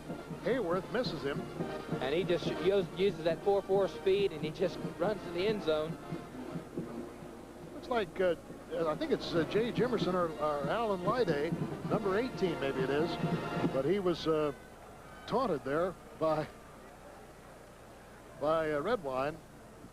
Now, Oklahoma came back after a field goal by Nebraska, put them up 10-0, and J.C. Watts on the option performs it brilliantly, gets a good block there from Wilson, and goes behind the block to score. And then a short time later, in fact less than 3 minutes later, it was Chet Winters who took it in, again on another fine block by Rhodes. Steve Rhodes made the block. The great execution by J.C. Watts on the best 2 starting points for Oklahoma, where they got possession on the field at the 32 and the 45. Oklahoma took both those drives the length of the field. When you give them good field position, they are tough, explosive. Touchdowns by Winters. So their first score came with 4:17 to go in the first half, second quarter. And then the second one came just a minute and 24 seconds later. Now scores of other games as they come into us from around the country. It's still halftime at Turner, Overstreet, and Watts. Since Nebraska won the flip to begin the game and chose to defend the goal that had the wind behind it, then Oklahoma will get its option here to begin the second half of play. And the Sooners, I believe, have chosen the win. Well, you can go either way on that, I suppose. You figure, well, we'd rather have the win now rather than the fourth quarter. It might die down a little bit in a half an hour. Who knows? Anyway, Nebraska will get the football to receive it going into the wind as Tom Osborne tries to fire his team up, trailing by 4. Oh, look at the size of Oubre. I imagine the reason Oklahoma took the win is because they feel like probably they've got a good feel of what Nebraska's trying to do to them, at least defensively against Oklahoma's offense, and they feel like they've got the momentum right now, and they want to try to keep that momentum. But I tell you what, it's a different ball game when you give Nebraska the wind and the football a lot in the fourth quarter. Right. They are extremely tough. Don't forget one of the great rivalries in football coming up right after this game, the Trojans of Southern California against the Bruins of UCLA. Live from from the Coliseum with Keith Jackson and Frank Broyles. We'll be keeping you up to date on the Michigan-Ohio State game with our open line to Columbus. That game's still at halftime. It is 3-3. Keeling. Number 99 will do the booting. And everybody up, all wearing red to try to cheer on the Nebraska Cornhuskers. We might have a moment here to explain what happens if Oklahoma wins this game but should lose next week to Oklahoma State. The team that will go to the Orange Bowl will be picked by the Orange Bowl. Well, if they get beat, if they win today, you're saying? Yeah, if Oklahoma wins today and gets beat by Oklahoma State, then the Orange Bowl, there would be a tie for the Big 8 championship, and the Orange Bowl would then pick the team. And if Oklahoma, of course, wins, they've got to go. The Orange Bowl committee is going to wait till Oklahoma plays Oklahoma State next week, too. Precisely. Nebraska can win it all by a victory here, but they're trailing by 4. All right, here we go. Steele and Simmons are the deep men. Michael Keeling will do the booting. Nobody's been able to do much returning of kickoffs today. That's simply because all of the look at this. Air Force leading Notre Dame 3-0 in the second period. Wouldn't that be stunning? I think Air Force has been voted each week into the bottom 10 for that funny poll that they run. Out it goes. It's not too funny if you're in it. And now the Cornhuskers will go to work. First play of the third period. And they'll set that backfield. They'll have Quinn back there. Senior from Ord, Nebraska. Tight end is Jeff Finn, number 87. Andre Franklin, Jarvis Redwine, Anthony Steele. Handoff goes to Andre Franklin. Last touch for 5. Orlando Flanagan bringing him down to about the 25, 26-yard line. Oklahoma has a first to its credit. First team to score 2 touchdowns against Nebraska in the 1980 season. Remember, Florida State had to kick 4 field goals and combined with a touchdown to win that one 18-14. Second down, 4. Quinn handing it off to Jarvis Redwine. There's nothing there as Mike Coast, number 48, knocks him down along with Johnny Lewis and Keith Gary.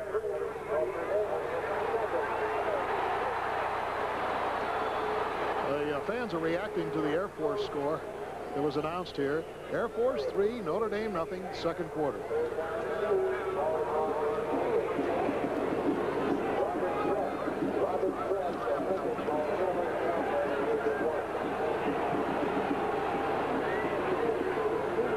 Third and 2. Steele's in motion. Quick turnaround by Quinn. Pitch to Redwine, nothing there. Mike Riley put a hit on him that he can be proud of.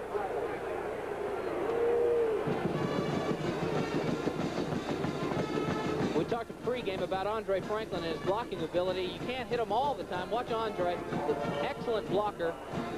He's going after man. He's got him zeroed in, and he misses. He goes to the inside shoulder, and he misses him this time. You're not going to hit him every time. He is a great blocker. He really goes after him. Scott Gamar will punt against the wind here now. Averaging 39 yards, fumbles the ball, gets it away, but it's a high kick, and it may go backwards. It goes straight up in the air and out of bounds at about the 15, maybe, well, 18-yard line. Let's see. Brethette was in there on him. Talk about a tough mistake. Watch this. The ball hits him right where it's supposed to in the hands, and it kind of went to the side. His hands kind of gave with the football. Redwood, watch him, and he forces the bad punt straight up. The ball went almost straight up. Watch the ball. It's right, a little bit off to his right. Yeah, it actually pulled back a little bit. Now, that's a turnover. That's a big play. First and 10 for Oklahoma on the Nebraska 20-yard line. Handoff goes to the lead man through it. Stanley Wilson, the fullback, and he gets it down to about the 18 before Heinlein and Waxter bring him down.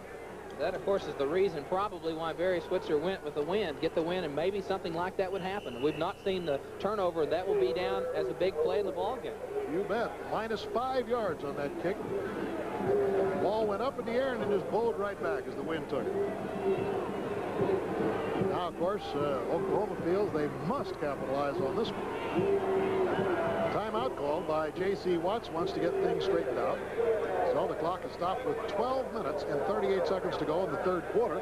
Oklahoma leading at 14-10, and now with great field position at the 17-yard line of Nebraska with a 2nd down and 7.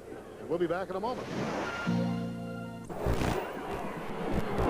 Bill Fleming and Steve Davis back in Memorial Stadium, Lincoln, Nebraska. The Cornhuskers have their work cut out for them now. They have their backs into their own goal line after a muffed snap from center on a 4th down punting situation.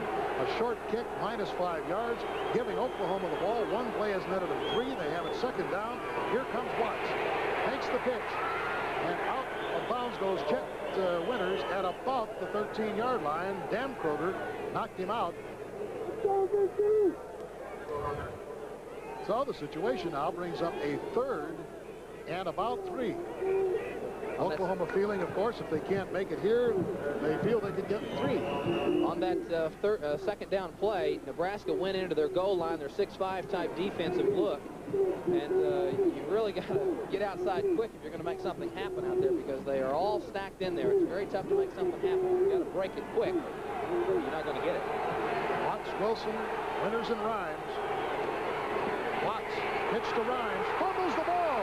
It's covered by the Big Red team of Nebraska at the 17-yard line as Gary Nelson grabbed the football.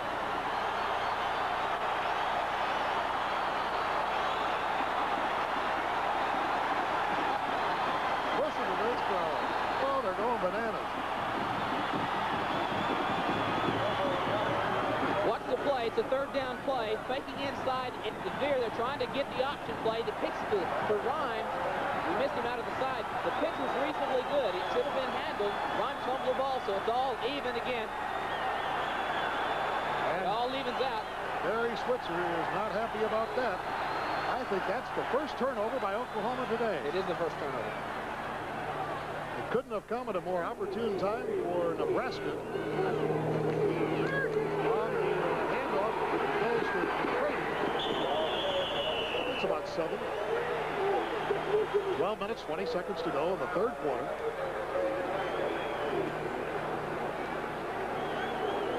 Boy, I tell you, it's an amazing thing about football, and I guess it's the reason that you just keep coming back year after year saying, I'm more amazed, I'm more amazed.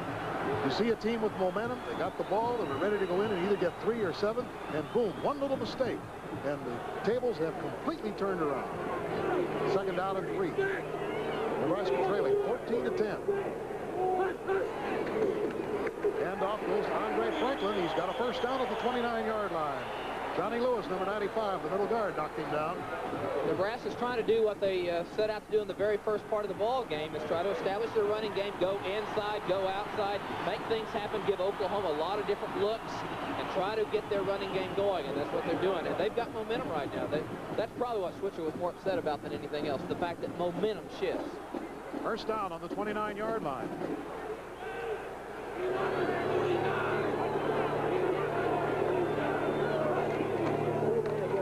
Andre Franklin grinds off 5 more. Mike Riley, number 50, making the stop.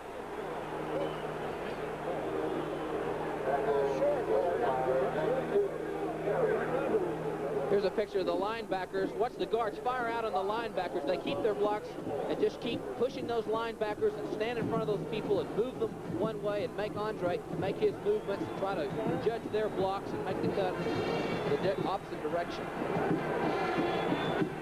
2nd down, 5 to go for Nebraska. That's their own 34-yard line.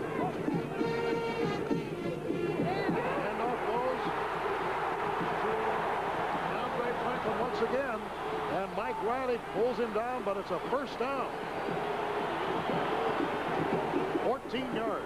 Watch Franklin, the quick hitting trap play again. It's the trap play just inside, blast right through the linebackers. Good offensive play by Remington and Schlossner on the blocking up front. That's the play. Watch the guard. The guard pulls. There's the trap. Perfect play. And right up the middle of the linebackers. That was the play Oklahoma was more concerned about. He is so good on that play. It's a first down for Nebraska. Quinn spins. Pitches it deep to Redwine. Redwine is down after getting over 8 yards. Closing pass was Orlando Flanagan, number 53. Since the big play in the first quarter on Redwine's long run, Oklahoma's done very well as we see the tied ball game. Notre Dame 3-3 now. But Oklahoma's played very well pursuing Jarvis Redwine, and they've caused Nebraska to go inside a lot more with Andre Franklin. 3-3 as Notre Dame has tied up the Air Force. Michigan has just recovered an Ohio State fumble on the 43-yard line. That game is 3-3 in Columbus. Wolverines with the ball in Ohio State territory in the third quarter. In this game, second down and 9. Nebraska trailing 14-10. Went over the middle. This is his man. Too high, intended for Anthony Steele. And it brings up a third down and 9. Oklahoma, a team that traditionally has led the nation in fumbles, much to their disgust, really, because it's a high-risk offense. They handle the ball a lot. The option, of course, with those dangerous pitchbacks, but they've only had one fumble, one turnover to do. Yeah, the first 5 games of the season, Oklahoma fumbled 33 and lost 18. The last 4, they've only fumbled 11, lost 6. Big play for the Big Red. Third and 9. Quinn fires over the middle. And there's going to be interference. Darryl Sonji, number 16, was closing in on Todd Brown, number 29. Gave him a pretty good bump. And I would guess if we look at it again, you'd agree that it was interference. You look for Sonji. Is he going through the receiver for the football, or is he nudging before the pass?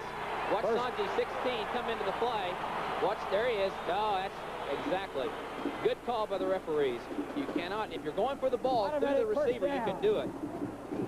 But that time he nudged him before the ball was there and actually not going for the football. First down on the 42-yard line. Nebraska has moved it now after recovering the fumble at the 17. They've moved it out into Oklahoma territory. 10 minutes to go, third quarter. 2 tight end offense, and Quinn spins. Throws it deep. He's got a man down the sidelines. It is overthrown by a foot. Jeff Quinn rifled that ball to Todd Brown, who was racing down the sidelines. He had his man beat by 2 steps. Quinn had an unbelievable expression. He jumped about a foot. Watching the fake, the good delay. Now he knows Brown's breaking deep, just running the fly pattern real deep. And watch the pass. He had him beat, overthrew him just a little bit. He was probably trying to throw against the wind, try to compensate, and the ball was a little bit too far outstretched over Todd Brown's fingers. It's second and 10. The ball is on the 42-yard line of Oklahoma. Nebraska is trailing 14-10. Handoff goes to Franklin. Quick hitter, gets 4. Did you see the center Remington fire out on that one? In fact, he's so fast, Steve, that it almost looks like there's somebody who's jumped offside. I wanted to comment on that. When he snaps the ball, he just really explodes. Watch how fast he pops. Watch the center. Watch the center. He's already making contact. The ball's just getting to Quinn. Now watch Andre Franklin hop inside. Watch Mike Coase try to take him on. Well, we're not going to see it maybe later. Third down and 4. Remington's a sophomore. Oh, what great potential. Franklin stopped short of the first down at the 35-yard line. That brings up a 4th and a critical 2.5 yards for Nebraska. Seems like Remington, when he snaps the ball, he just uses the ball as momentum to thrust him into the nose guard. So here comes Steele in the lineup. Todd Brown reports back in. Tom Osborne, one of the most inventive coaches in college football, is going to have to call something here that'll work. 4th down, 2.5 yards to go. The ball on the 35 of Oklahoma. Nebraska trailing 14-10. Quick pitch back to Redwine. Tough play.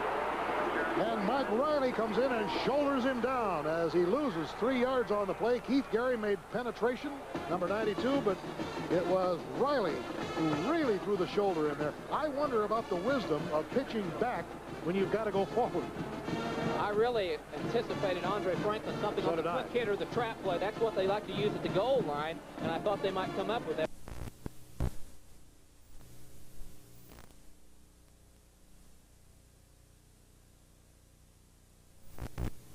You have to compliment them. They've done very well playing against a great Nebraska offensive football team. I think it'll be interesting to hear from Ricky Bernstein, our statistician, as to what Nebraska has done after the first quarter, after rolling up, what, 133 yards in the first quarter. Since that time, they have really been shut down.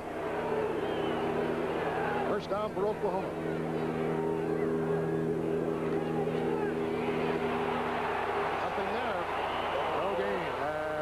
Jimmy Williams, who's been playing an outstanding game today, drops Stanley Wilson. Momentum just shifts back and forth. You would think Oklahoma would get it, and then a big play on defense by Nebraska. That's what has made this game the kind of the football game it has been since 1971. I might add that the voice you're hearing today is that of Steve Davis, who was a former Oklahoma quarterback. And Steve would attest to your great objectivity that you're reporting in such an objective way on this particular game. Here's Watts, tossed too low for Bobby Grayson. In the 3 years that Steve Davis played as the Oklahoma quarterback, they won 2 national championships and also beat Nebraska, as I recall, 3 years in a row. So the man knows from which he speaks. This is the first week I've ever come to Lincoln, Nebraska, and my head hasn't hurt. It's good to be up here today. It's the first time you've ever been allowed into the Nebraska chalk rooms and film rooms. Exactly. But it's a 3rd down and 9 situation now as J.C. Watts fumbles the ball, grabs it, but it brings up a 4th down. After unearning football for the better part of 2.5 quarters, Oklahoma's had a little trouble hanging on to it. It looked like J.C. never... Oh, no, okay. It looked like J.C. never really got the football. The ball was snapped, and he's scrambling for it. I thought they might have been trying to pull something on Nebraska, but no. It might have been trying to the guard around play. Here's the boot by Michael Keeling. Sails it down deep, and it goes into the end zone. So it puts Nebraska again back on the 20-yard line to go against a strong wind after a 66-yard boot. 7 minutes, 22 seconds to go, 3rd quarter, and the Sooners are still leading it, 14-10. Copier companies have been... First down and 10 on the 20-yard line as Nebraska comes out now. 7:22 to go in the 3rd quarter, trailing by 4. Roger Craig has gone in for Jarvis Redwine as the I-back. He's behind Franklin. Ball goes to Craig, but that is about as far as he can get to the 21-yard line. Johnny Lewis making the stop along with Keith Gary. 95 and 92 are their numbers. Look at Remington fire out here. He just really, when he propels the ball back to the quarterback, he just uses it and kind of catapults his body into the nose guard. Really is explosive. They've got, in the front 5 offensive linemen, they've got 4 young men that are first-year starters. So they've got a line that's very talented. But they've got some people that weren't around last year playing. I remember Rick Bonas when he was at All-America Center back in 74 and 75. Remington could well follow in his footsteps. 22, 23-yard line. Incidentally, in the Michigan-Ohio State game, Michigan now has the ball down on the Ohio State 14-yard line with 6 minutes to go in the 3rd quarter, and that game still all tied. And now the Wolverines have moved it down to the 13-yard line, and we'll keep you up to date on that game. 3rd down here, 7 to go. Well, this has been a dandy game right from the very beginning. Nebraska jumped off to a 10-0 lead. Oklahoma's gone back on top, 14-10, and here is Quinn looking. Throws to the sideline. He's got Craig Johnson, and he's buckled right at the 27-yard line. Darryl Sornge comes up and makes certain.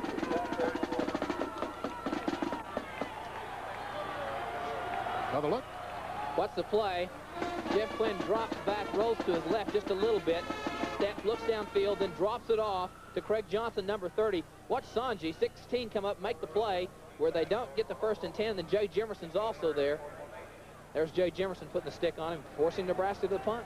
Scott Gamar has been a busy man after not having to punt at all in the first quarter.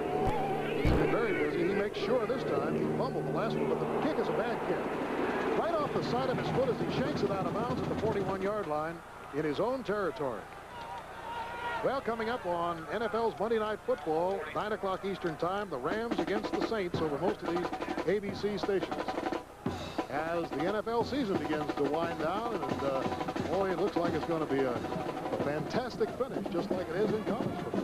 Bill, what we said in our pre-game show, in the big ball games, and when you've got great offenses, usually who comes into prominence are the defenses, the big play, and the defense. And the kicking game, I'm sorry.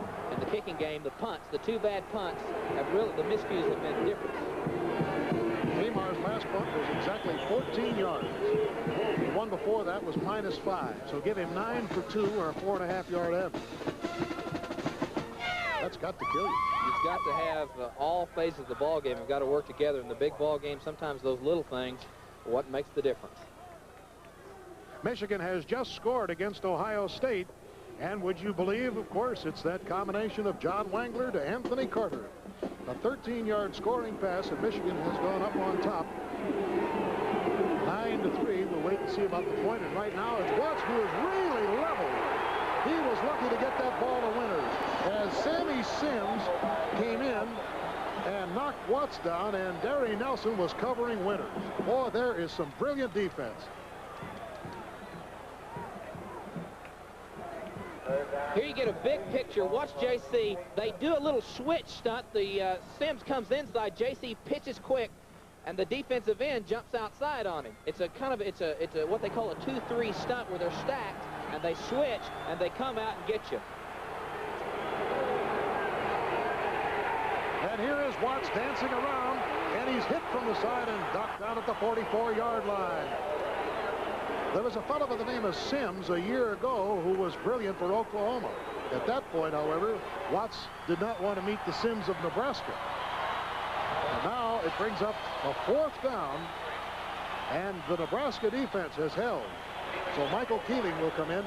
Now what he'll try to do is angle this ball out of bounds. He knows that all he has to do is just barely touch it, and the wind will sail it out. Doesn't want it to go too far. Aims for the right sidelines.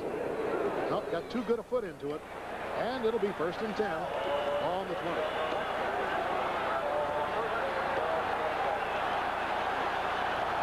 So the clock has stopped. We have 3 minutes, 32 seconds to go in the 3rd quarter, and the Sooners are still up on top, 14-10. Yep.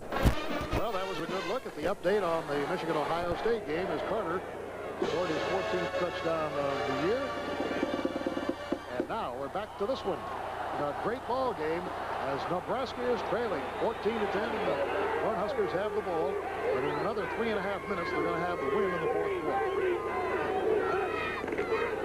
Redwine gets a couple. That's about all. I don't know whether we can see that flat vest he has on or not, but yeah, you can see it. Wearing it on the almost on the outside. J.C. Watts on the sideline getting a well-deserved rest. For the first time this afternoon, a man is down. Dan Hurley, offensive right tackle. This game has been really injury-free. And it usually is late in the season like this. Conditioning, teams are rock hard. It looks like an ankle. Bill, we were talking about Redwine and what he's done in this football game. He's carried the ball 17 times for 138 yards. Only 12 yards in the last 11 rushes. Oklahoma's defense have really shut down and kind of clamped down on him. Jarvis Redwine. We see that flak vest a little more there. I don't know how much of a hindrance. He used to wear it underneath the jersey, and you could see a noticeable bulge there, and he said it did bother him a little bit on carrying the football. Still 3-3 at halftime, Air Force and Notre Dame.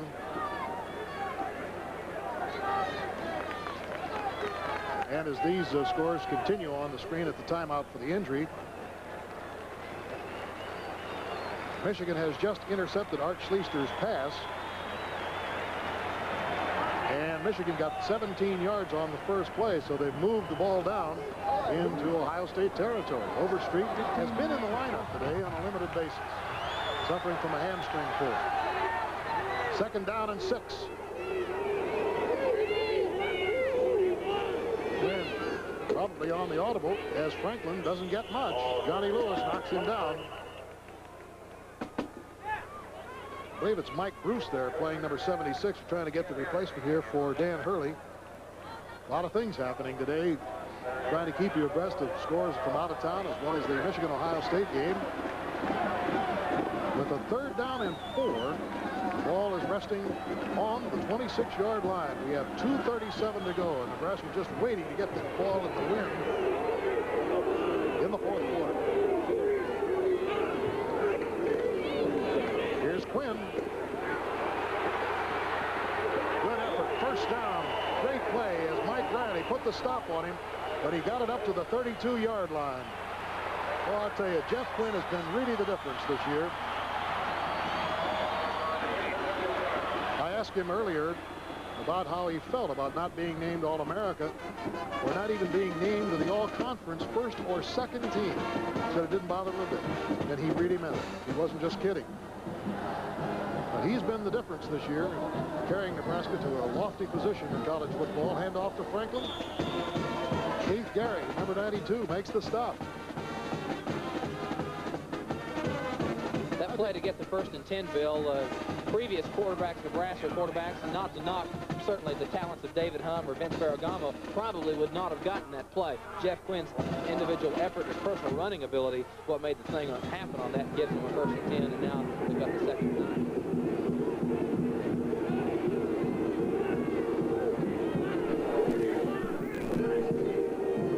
Oklahoma guessed right. They overshifted that side of the field, and Red Wine is down at the 37-yard line. So that little bit of a defensive movement.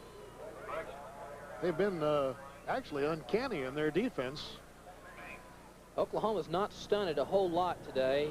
One of the reasons is because they've had problems in their secondary. A lot of people have been banged up and hurt. They've probably most of the season have not had their first-line players in there all year. As we're looking at Jarvis Red Wine kind of getting a rest a little bit. Looks to me like he's hurting a little bit. I don't know. Maybe I'm wrong, but seems to be favoring that those ribs. He's been doing a lot of punishing inside running today, too. Except for that 89-yard burst in the first quarter. As Steve pointed out, he's been pretty well held down. Third down, 6. Quick little toss, and Franklin can't hang on to it. Andre Franklin couldn't hang on to the ball. Darryl Sonji, pretty good hit on him there. So it's 4th down. Kamar, who got 14 yards the last punt, and fumbled the snap and only got -5 on the one prior to that, has kicked 6 times today for an average of 28 yards. Needs a good one here.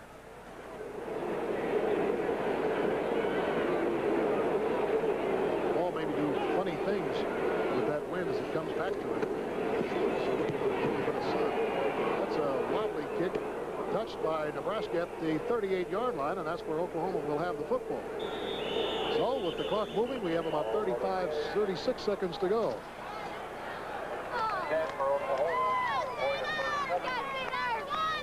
Coming up, the Trojans of Southern California against the Bruins of UCLA. Marcus Allen, one of the great runners in college football for USC. Against UCLA, I don't know whether Kenny Easley and Freeman McNeil, their great defensive back and great running back, will be able to play today for UCLA. It'll be interesting to see. Here we go, 1st and 10. Oklahoma with the ball and with the lead as we move into the final 36 seconds of the third quarter. Watts, trapped, loses the ball, covered by Nebraska. Henry Wexter, number 75, was out there, and he came up with the football. And now Nebraska has a great break, because with only 27 seconds to go in the third quarter, they'll have the ball on the 36. Barry Switzer said Oklahoma would have to get lucky and not lay the ball on the ground. Watching JC gets a lot of pressure from different people. He feels the pressure. Now he gets the ball away from his body. And he pops the ball loose. And then Waxter is going to fall on it, gets to it first, beats Stanley Wilson to the ball. Nebraska's in business. Waxter is 6'6", 267. He's got a lot of big body to put on it. And breaking away is Andre Franklin. Gets it down to the 17-yard line. Basil Banks, number 10, saved the touchdown. A quick opener by Andre Franklin. Look at this hole. It opens quickly for him. Again, it's a quick hitting trap play. Andre Franklin just pops through the middle. They split the linebackers, and he breaks into the secondary. And Basil Banks has to bring him down. And the Nebraska players calling for quiet as Jeff Quinn comes up with a first down on the 16-yard line. Jeff Finn and Steve Davies, two tight ends are in. And they may be called here for the... No, it's the quarter. Thought it for a moment they might have been called for too much time. So that's the end of the quarter. And NCAA college football, Oklahoma and Nebraska will continue after this commercial message. And also a word from our local stations. May I speak to Mr. Little? Yes, he's expecting your call. I know where to reach him. With the ComKey system, your secretary can make conference calls. So even when you're out of the office, you won't miss important calls. Hi! The merger's on. From now on, we're Ford and Little. Gee, I kind of thought Little and Ford. Well, you know, F comes before L. The ComKey system by Western Electric. It saves you time and money. Tall guys first, little guys second. Only from the Bell system. I don't think so, no. Hey, Norm, when it comes to switching to natural light, add me to the roster. Tony Jurgensen, good to see you. Did you switch for the all-natural ingredients? No, I switched for the taste. Now... What a golden opportunity for the Big Red team from Nebraska. Trailing 14-10, they have a first down on the 15-yard line. And Michigan now going into the fourth quarter leads Ohio State 9-3. Well, remember doing a Michigan game 30 years ago in that stadium, on the roof of that stadium in a howling blizzard, and the final score was 9-3. First and 10, Nebraska knocking on the door. Andre Franklin has the hole plugged up on him after getting two. Johnny Lewis, number 95, brings him down. Again, let's emphasize, the wind has now gone to the back of the Cornhuskers. A strong wind from the south. I don't know whether you can tell it from the flags, but they have been absolutely straight out. There it is. There's a graphic example of what these guys have been suffering with, passing-wise, kicking-wise. There'll be a lot of wind-burdened cheeks down there in that north end. I'll tell you. Second down and 8. Nebraska just beginning the fourth quarter.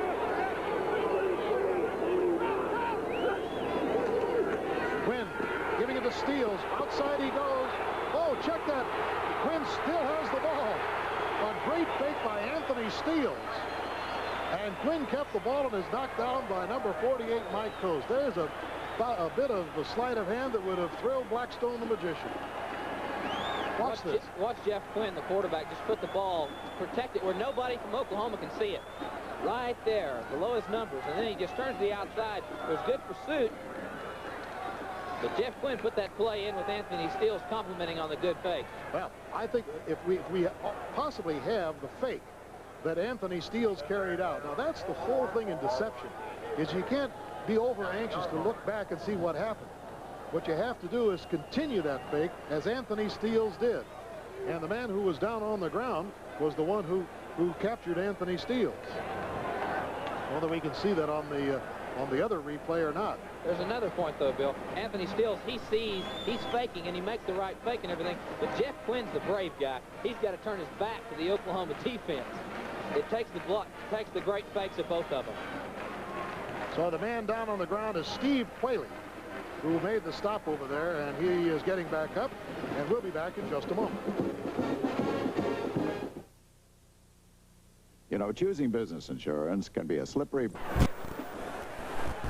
Now let's take a look at the complimenting fakes here, Steve. Watch Anthony Steele. Watch him fake. He looks like he's got the football in his right arm and pumping. There, Jeff Quinn puts it, hides it away, and then makes the big play.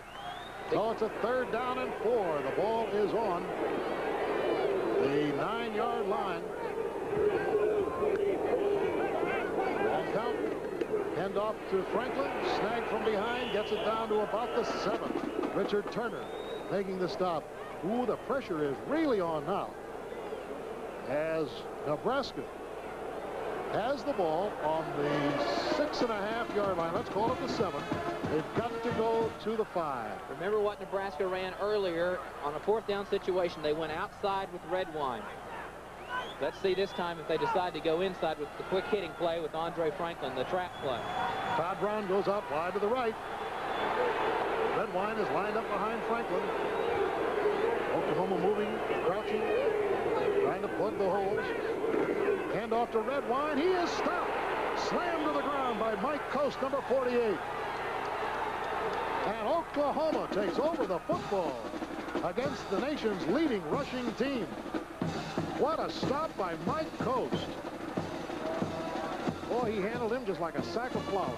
Well, I tell you, Mike Coast, the linebackers for Oklahoma have played exceptionally well today. Watch Red Wine. He's trying to go over the top. Coast is in a crouch position, ready to take him on, and he hits him high, so he's able to push him back. If you hit him low, he's liable to fall forward for yardage. You hit him high around the upper body, and you make a good play, and you can drive him back. 13 minutes and 4 seconds to go as Oklahoma has stopped Nebraska.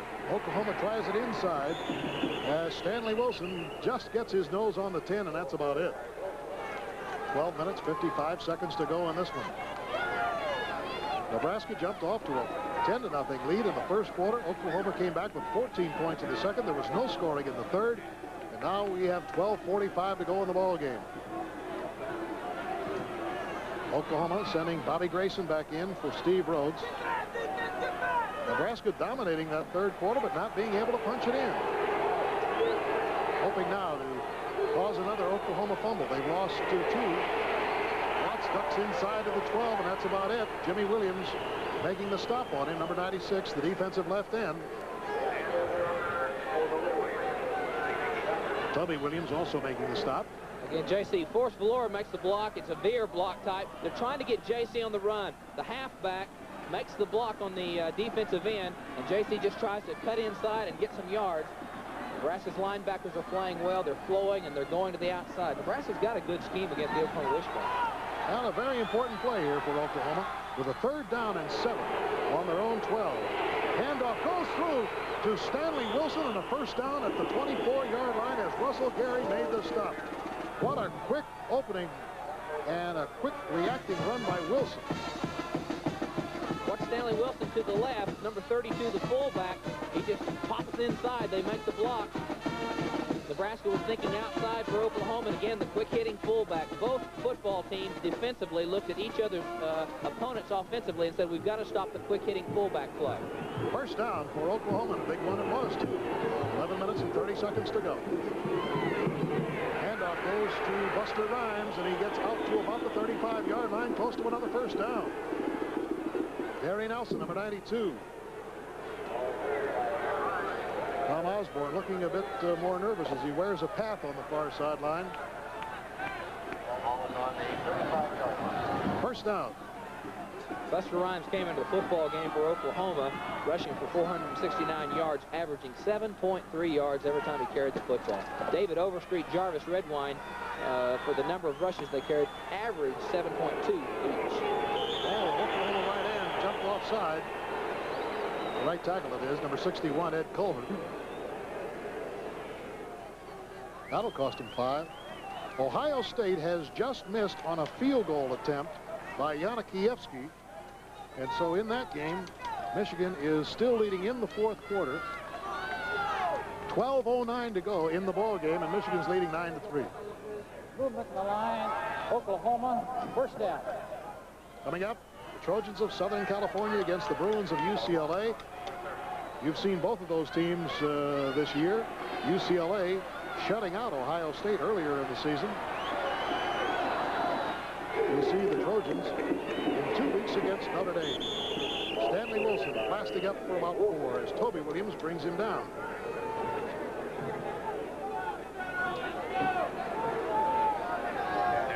Louis Oubre, number 66, is the man who lays the block here. Is an all Big 8 performer. Been All-American on a lot of teams. Big leaders. Good size, 262, pushes his weight around. His 3-year starter. Fairly good. 2nd and 11 for Oklahoma. Watts gets the blitz. Down he goes as Jimmy Williams once again blasts through and knocks him down. for about a 6-yard loss, all the way back to the 30-yard line. 10 minutes to go. Well, there are all kinds of get-ups out here today. We like talked Halloween replay. We talked about the defensive ends in this football game. They have been, we've called their names several times. Jimmy Williams especially has played an excellent football game. He has made some big plays. Third down. Outside goes Wilson. He is hit so hard. There was a helmet was flying there, and the crowd on the far side of the field thought it might have been a football. Sammy Sims on the hit. One thing about Wilson, he gives you every ounce, every second, and he may have been shaken up on that play. He's still down on one knee. That was his helmet that popped off. He did get rattled. Oh, he's been just great today. Oklahoma traditionally this year has been a very high-scoring team in the fourth quarter. Of their 294 points, 101 have come in the fourth period. Keeling's done a great job. The battle of the punters, I guess we'd have to give the edge to Keeling. Oklahoma was concerned coming to the ball game. He has had some top problems with inconsistency through the year, but he has played very well today. He's punted well. Oh, that wind is really gusting. I don't know whether you saw that balloon go floating down there. It must have been going 35 miles an hour as it went right across it. It distracted him, and I think he just wanted to get calmed down here for just a second. 9 minutes, 23 seconds to go. Keeling knows that a lot of pressure is on him right now. If he can put that ball deep and make Nebraska go back, let's say, for maybe the 18 to 20-yard line, make a lot of difference. Coming up on College Football 80 this weekend, some traditional battles, which we hope you'll join us for over most of our ABC stations. This game, of course, the Ohio State-Michigan game, South Carolina-Clemson, Texas, Baylor, Stanford, California, Mississippi State, and Mississippi. Incidentally, Mississippi State is anxiously awaiting the outcome of this game because the loser could go to the Sun Bowl, depending upon, as we mentioned earlier, what could happen next week if Oklahoma wins here. That Oklahoma timeout is because Oklahoma only had 10 men on the field. Mr. Keeling wanted a little additional help. And he puts his foot into it, gets a good kick away. Has enough pop to it, takes the return man, Dave Legal, back to about the 28, 29-yard line. And that's where Nebraska will take over the football. 9 minutes, 15 seconds to go, and they're 4 down.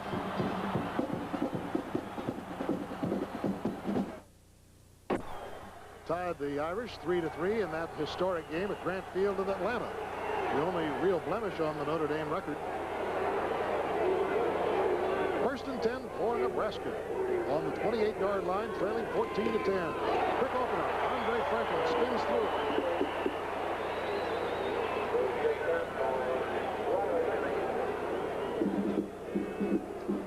Well, that's about the quickest 8 yards I've seen all day.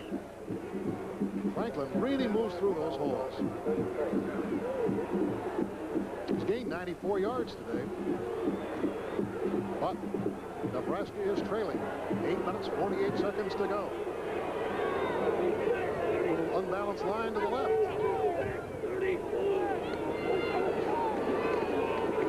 Franklin, first down. At the 41, Keith Gary, number 92, makes the stop. What a workhorse Andre Franklin has been.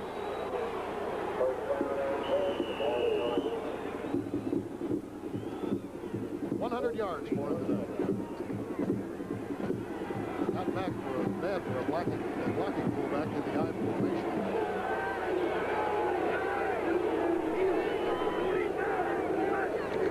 Quinn on the quick turn, gives it to Redwine, fumbles the ball, but it goes out of bounds.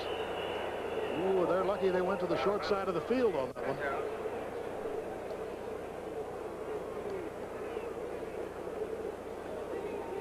Watch Jeff Quinn. He'll turn around. The reason he hesitates, he's waiting on his guard to make the pull, Mandelko, to get out in front of him so he can make the block. The ball hits Redwine in the right place, but I think he was concentrating on the linebacker, Coast, that was standing right there in front of him. That wasn't Coast.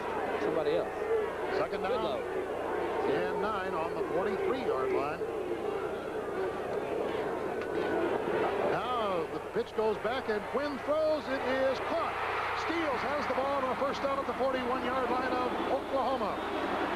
The ball going from Quinn to Redwine, back to Quinn, and then he throws to Steele. Well, there's one of the 12 trick plays Nebraska has in the repertoire. Look at Jarvis gets the ball, comes right back to Quinn. He's going to wait and find Steele, his wingback, 33. Outside, plenty of cushion, plenty of room. He makes the catch. Watch this.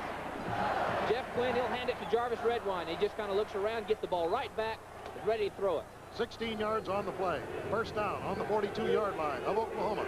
Nebraska's trailing 14-10. Quinn shuttles on the inside. It's blocked for him, and he only gets a yard before he's knocked to the ground by number 95, middle guard Johnny Lewis. And number 53 there, who has played a heck of a game, is Orlando Flanagan. Flanagan's the only player on the Oklahoma football team doesn't have his name on the back of the jersey. The people that made up the names spelled his name incorrectly, so he doesn't have it on the back of his jersey. I can't stand to see Fleming with only one M. People usually don't misspell mine. 2nd and 9 for Nebraska. Quinn behind protection. Over the middle. As his man. First down. Anthony Steele comes through again at the 28-yard line. 13 yards. The 12th man, Moe, just jumped on Nebraska's back. Watch Quinn drop straight back. He's going to split right behind the zone, behind the linebackers, and hit Anthony Steele on the crossing route right across the middle. Good throw, good catch, excellent protection. Watch the protection. Quinn has got all day to throw the ball. Watch this. Sets, plants his feet, throws a perfect strike right between the linebackers, Riley and Coast. Steele has 3 catches today for 41 yards, and it's another first down. Quinn looks, throws. There's a marker down as Jeff Finn caught the ball. I saw some movement there, but I thought it might have been Remington, the center, who, again, fires out so fast you think it's an interior man moving. Let's see what it is. The penalty was thrown in the secondary. I think it's going to be against Oklahoma. Let's see if we can see anything, what happens. Jeff Quinn again, faking to his back. Jeff Quinn's a good faker, good leader, ball control man. He just really has a good feel for what's going on the field. The flag was thrown in the secondary. I saw it darting across, but here it is again. Let's see if we can find it this time. Look at Quinn fake. That is a poised senior quarterback, Orton, Nebraska. Hits his big tight end across the middle, and where's the flag coming? There it is. I see the flag. Well, I see what it was. I think it was a face mask. Looked like the left hand may have been up high on Jeff Finn by the tackler. Maybe on some back judge out there saw it, obviously.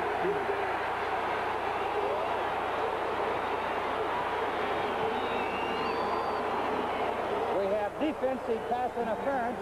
Oklahoma beyond where the pass was completed. That makes it first down at that spot. Also, he was fooling around with a deep man. I think it might have been somebody on Todd Brown who was pretty much taking the secondary out of the area where Finn was crossing on the for the tight end play for the pass. All right, that clock keeps relentlessly moving as the anxious Nebraska fans watch it at 6:30. First down. 18 big yards to go. Franklin gets about 4 or 5 of those as he's brought down by Orlando Flanagan at about the 14, 13-yard line, let's call it. Boy, there have been some late-game heroics in this football game. 1971, the great play by Taggy across, Taggy to Kenny in 1972 was a great ball game in the late part of the ball game. 76 was another year. Billy Sims' fumble that everybody remembers. 2nd down and 5. The ball is on the 13-yard line. Nebraska trailing by 4 in the 4th quarter. 5:50 to play. Franklin fumbles the ball. It's covered at the 1-yard line, and it looks like Nebraska has it. It was fumbled forward, and there was a red-shirted player at the 1-yard line. No, it is Oklahoma. Who's on the bottom of the pile? Everybody wants to know. He'll come up with the ball, whoever it is. Looks like it's Daryl Sonji, number 16, at the 1-foot line. Can you believe that? Well, earlier, Switzer said he had to be lucky. He was lucky. You know, I love the fresh, clean smell of barley.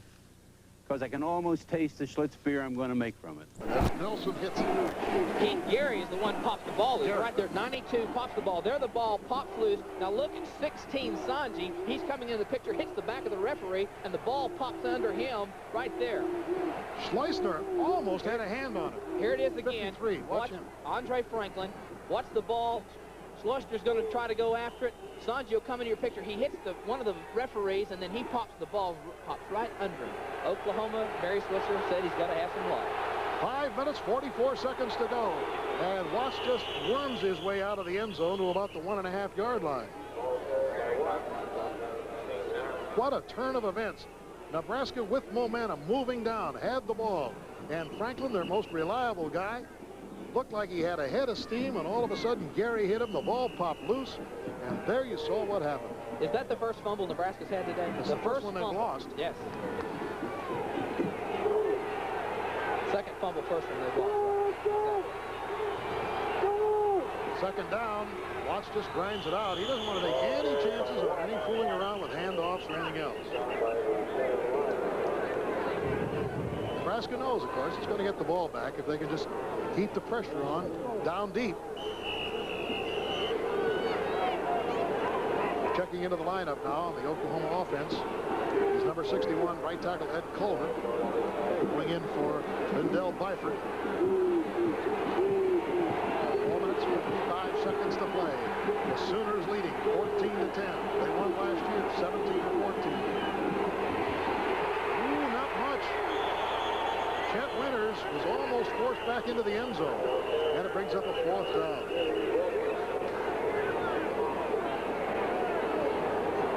Oklahoma punt coming up. What's the play? Nebraska almost stuffs him right back in the end zone. Winters, he gets right there. He's trying to go backwards, but he barely keeps his feet going and tries to get some yardage. This is a big play. You bet. Michael Keating with a lot of pressure. He's only a yard inside the end line. Oh, what a shot that is. Squirts off the left side of his foot. It's a terrible kick. It's going to go out inside the 20. His first really bad kick of the day of 14 yards. And now the pressure once again goes on Oklahoma. 4 minutes, 26 seconds to go. Well, here's what Michael Keeling did with the ball. Watch his leg cross over and hit it. He didn't have all the tight distance he normally gets, and he hurried his kick, and that forces it outside. You've got to make things happen. He was getting pressure, and he knew he had to hurry, and he hurries, and sometimes you don't get your best kicks. And so Nebraska has new life at the 17-yard line with 4:26 to go, and they're trailing 14-10, fourth quarter. Quinn looks to the outside, pitches it deep. Redwine gets it down to the 7-yard line. Jay Jimerson made the stop, close to a first down. And remember, years through the 1970s, except for Jerry Taggy, they have not had this play in their offense. Watch it. Goes to Jarvis Redwine. He sees the seam. He's got Oklahoma spread out. They're in pursuit, but he just cuts inside, protects the ball. He's wanting to get a touchdown. And if this is good, it'll be 1st and goal to go for Nebraska. Jarvis Redwine ignited things in the first quarter for Nebraska with an 89-yard touchdown run.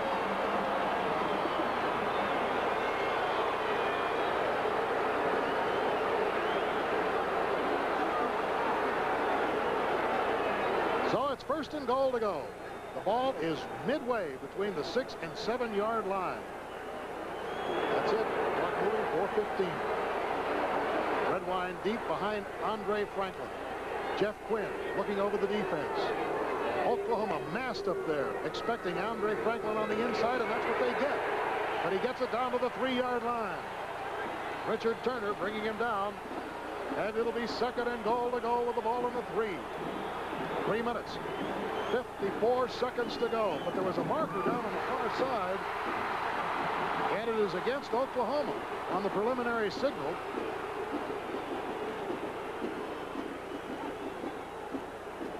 Personal foul.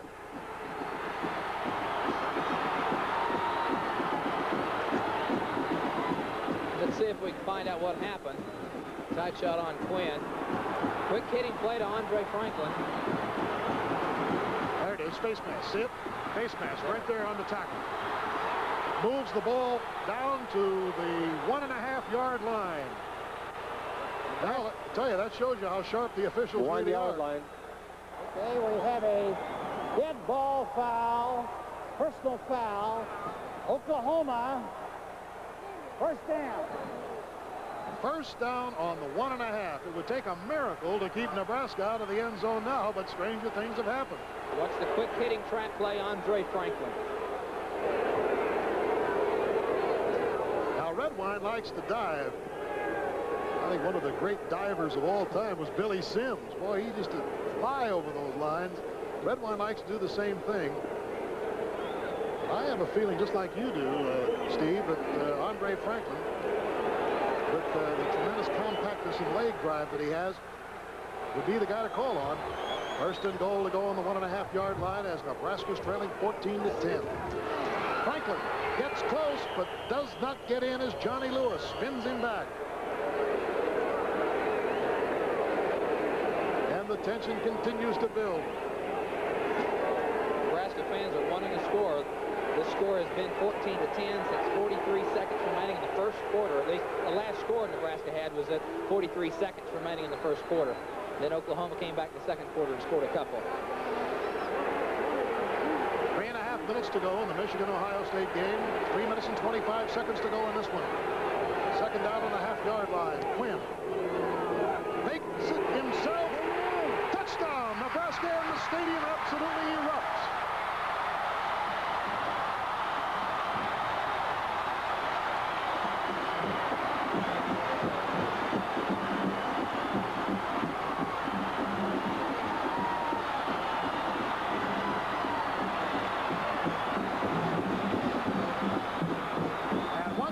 This Memorial Stadium artificial surface is covered with oranges.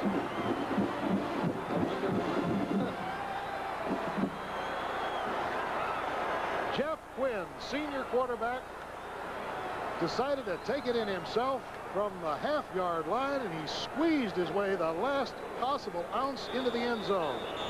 3:16 to go. Seibel will try the kick. This is an important extra point play. I guess so. 16-14. They miss it. Oklahoma could win it with a field goal. Something going on over there on that. I think the official was knocked down, or else he slipped. Or bombed by an orange. Might have been hit with something. Look at him. He might have been. That's the most foolish thing in the world, to throw an object onto a football field or a baseball field or anything. And it's just nothing like a missile. First of all, the people who are throwing it have all the advantage of height.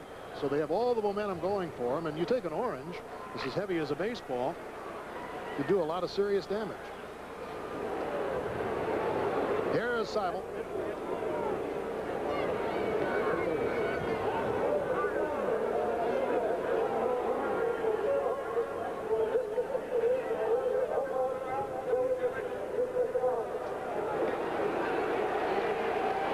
I couldn't hear all of that. Maybe you could, Steve. He basically told them to cut all this throwing the oranges or the ball game may not continue. Keeping perfect control of the ball game. Boy, it's been a beautifully officiated game. Vance Carlson, the referee. Here's one of the ironies. If this ball should go through and the ball game should wind up this way, it'd be the third straight year, can you believe it, that it's been 17-14? 2 years ago, Nebraska won 17-14. Oklahoma had a 17-14 win in Norman last year. 17-14 Nebraska now. With 3 minutes and 16 seconds to go. Let's look at the touchdown from all different angles. Jeff Quinn using his 6'2", 207 pounds, going behind Dave Remington, just barely keeping his leg drive. He's involved in the weight program in Nebraska, and he also gets a little bit of help from the backside. Let's see what the defense is saying. Everybody's crouched down, barely trying to make something happen. Most people thought that it might come inside. They're trying to stand him up and push, but Andre Franklin and Jarvis Redwine are pushing on the other side. You see Jarvis out here signaling touchdown? He knew it. Andre Franklin was pushing up. Okay, watch again. Watch Andre Franklin give his quarterback a little push. Watch him come in from the backside. He sees his quarterback. Watch him start to push him. Get in there, he says. Yeah, there's the push. Excellent. Touchdown, big play. Nebraska didn't have to go far for it. Kicking game. That possibly could be construed as an infraction, because you're not allowed to aid or abet by pushing a ball carrier. He's on your team. Now, when there's that many guys walling around, you know, who can tell push from shove? 17-14, Nebraska has come back. That's the first points they've scored since the first quarter. Boy, give it to Oklahoma. They have really played a tremendous football game here today. The Huskers are out in front, but there's still plenty of time. The only thing that's really a disadvantage for Oklahoma is the fact they do have the stiff wind to contend with 3:16 to play. Won't be any return on this one. So we'll begin the final 3:16 at the 20-yard line. In the Michigan-Ohio State game, Michigan with 2 minutes and 10 seconds to go is leading the ball game 9-3. Ohio State, however, has the football, 1st and 10 on the 20. Now, I well remember Art Schleister a year ago taking the Buckeyes down against UCLA in the Coliseum in the last minute or two and winning the game for them. We'll keep you up to date, but right now it's 17-14. The Sooners trailing by 3. Watt pitches it back. Rhymes cuts back inside, gets only a yard or two before Steve Dem, program number 35, knocks him down, and there's a marker. I think Nebraska's going to get piling on. Late hit. And Means in on the tackle.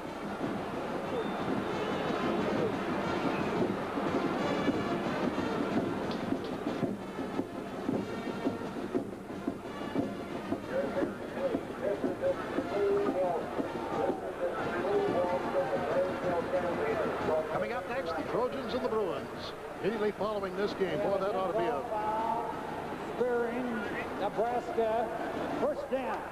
A spearing foul. That means putting your headgear right into the breadbasket or the chest, face, someplace of the opponent, using it as a weapon. And it costs Nebraska 15. 1st down for Oklahoma at the 37-yard line. Fumble. Loose ball. At the 43, it's covered. Stanley Wilson fumbled the ball. Barry Switzer a bit on the grim side. What'd really make it tough is to get it down there. Stanley Wilson, let's see what happens if he gets the ball's in the right place. He just popped the ball loose. Really, nobody's hand, didn't look like anybody's hand got on the football. It just looked like it popped loose. Oubre got it, number 66. Louis Oubre got it. That's 2 he's come up with today. 2nd down and 4. Oklahoma on its own 42. Watts pitches it back. Look at this. As Chet Winters, or excuse me, Buster Rhymes gets it all the way down to the 15-yard line. Can you believe it? For a moment, it looked like it was a bad decision to make the pitch, because it looked like he had the hole, but it turned out great for Oklahoma. We said J.C. Watts has to have a big day today, and he has had a splendid day. Watch him, the last-minute pitch. Buster Rhymes, now he's got everything. He's got everything going his way now. He's trying to make the cutback. He stumbles a little bit, so he stays to the outside. Sims has to make the tackle, and here we go into the same script we've been in every year since 1971. 2:32 to go. The ball on the 14-yard line. Stanley Wilson gets it up to about the 11-yard line as Kurt Heinlein brings him down. This crowd was absolutely stunned there after that 42-yard run by George Buster Rhymes, a freshman out of Miami, Florida, who's had to fill in when David Overstreet was hurt, and he's played brilliant. Not only the big play by Rhymes, but what's made the difference was the penalty. The 15-yard penalty really gave Oklahoma some added push. 2nd down, 7. The ball on the 11. Fake handoff. Watts pitches it back. Winters is down short of the line of scrimmage, back on the 14-yard line. Barry Nelson and Sammy Sims, numbers 92 and 6, putting the stop. Oklahoma, you think several things possible here. 17-14, a field goal would tie it. Who would go to the Orange Bowl? Probably the Orange Bowl would take Nebraska. So you've got to go for it. Probably just because of the loftier national ranking, 4 against since 9. And the fact that Oklahoma's been there the last 4 years. Right, and the fact that maybe a chance for a rematch with Florida State. Pass, it is caught and rolled out of bounds. Bobby Grayson running parallel to the line, caught the ball at the 2-yard line, and he's out of bounds. With 1 minute and 20 seconds to go, it'll be first and goal to go. What a play by Watts. The rollout pass, watch him. Oklahoma, they just keep coming at you running, and then all of a sudden they hit you on the pass. It's the out route. Grayson makes the great catch. J.C. Watts again, the throw. Watch him. He rolls. Perfect. It's got to be right there. Good coverage by Means. It's on the 1.5-yard line. First and goal to go. 1:20 to play. Handoff. Short. Right to the line of scrimmage. George Buster Rhymes was given the ball. 1 minute, 15 seconds to go.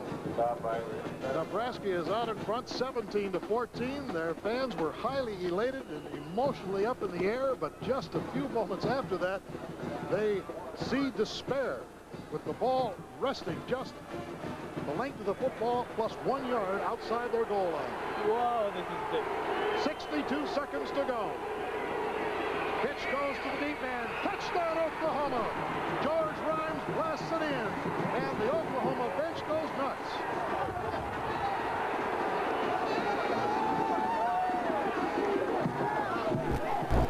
Talk about a gutty performance here today. The Oklahoma Sooners with 56 seconds to go after seeing their goal line dented by Jeff Quinn to put Nebraska out in front 17-14. They've come back the length of the field in less than 3 minutes, and the Sooners are back up on top 20-17, and this ball game isn't over.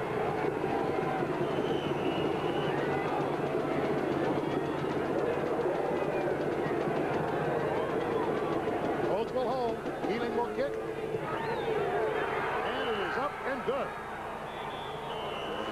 And so they've gone 80 yards in 8 plays. It took 2 minutes and 20 seconds to go. And Oklahoma leads again by 4. We've got 56 seconds to play. There's Buster Rhymes, a happy guy being hugged by his teammates. Here's the touchdown that he scored. Andy Means came quick on the hard stunt. JC had to pitch quick, and it goes back to Rhymes. Watch it again. Watch Andy Means, number 34, come from the outside very quick, the hard stunt, and Buster Rhymes, all he's got to do is take one block. The receiver makes a good block. Everybody's covered. Chet Winters made a good block from the outside also. Oklahoma scored. I'll tell you one thing. This game is not over. With 56 seconds to go, and you have a team like Nebraska that can strike quickly with a guy like Redwine. So it's 21-17. Tom Osborne must be wondering, what do I have to do to beat this guy? Can't find it. Steals finally does, but he's awfully deep. Only gets it back to the 13-yard line. Couldn't find the football, and Jim Rockford knocks him down. That took 2 seconds off the clock. Well, there's so many heroes out here today. It's very difficult for us to really come up with the Chevrolet most valuable players. I think one thing is very certain about Oklahoma. J.C. Watts was absolutely fantastic today. We'll cover the Nebraska in just a moment. Right now, we have 50 seconds to go. 21-17, the Huskers trail. 86 yards away from the Oklahoma goal line. And Quinn gets protection. Throws to the sideline. It is caught at the 27-yard line. Jeff Finn, the tight end, was the one who caught it. 13-yard gain, and it only took 7 seconds. Comes up to the 27. Oklahoma will give them the short gain, but they will not. They mustn't let them get the big long gain. They'll give them the short pass. Quinn once again looks to the sidelines, goes a little deeper with it this time, and he goes to John Newman, number 95. He plays behind split end Todd Brown. 31 seconds to go. What's the defense? Oklahoma's playing you got their secondary backs in. They're playing what they call 2 deep, 5 under type coverage, and they're going to give them the short route. You can attack the short route. Oh boy. Now the goal line is a little shorter, only 61 yards away with 31 seconds to go. First down. Third pass in a row. Quinn up inside. His snag finds defensive play by Johnny Lewis, number 95. He was out of the play momentarily, just reached out his arm, and comes up with a big one. The Huskers have 3 more timeouts. Going to spend one here. This is what's made this football game such a great game over the years. The fact that it's seesawed back and forth. Each quarter has been won basically by a different team. It's back and forth. Oklahoma took the ball the length of the field, helped by a Nebraska fumble, or not a fumble, but a penalty. And now Nebraska's got to go the length, but don't have quite the amount of time. They've got to do things quick.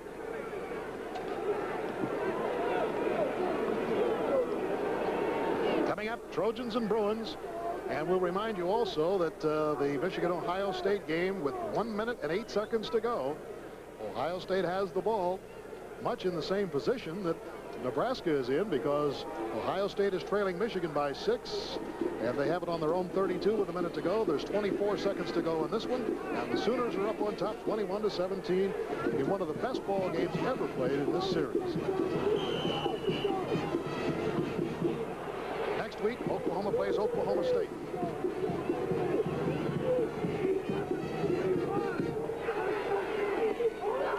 The red line goes down the sidelines, and he's knocked out of bounds. And Quinn can't throw to it. Now he goes, he has a man deep, but the pass is going to be short. It is intercepted. Taking the ball is Sanji. And he is down at the 12-yard line. What a wild play. Only 2 seconds to go in the ball game. Quinn just couldn't throw it far enough. You've got to compliment the Oklahoma defensive coaches. They had Oklahoma prepared. This is a defense that has been abused all year long. They've given up a lot of points, and they have played well. The secondary, they've got a 4-deep kind of an umbrella coverage. Everybody's back.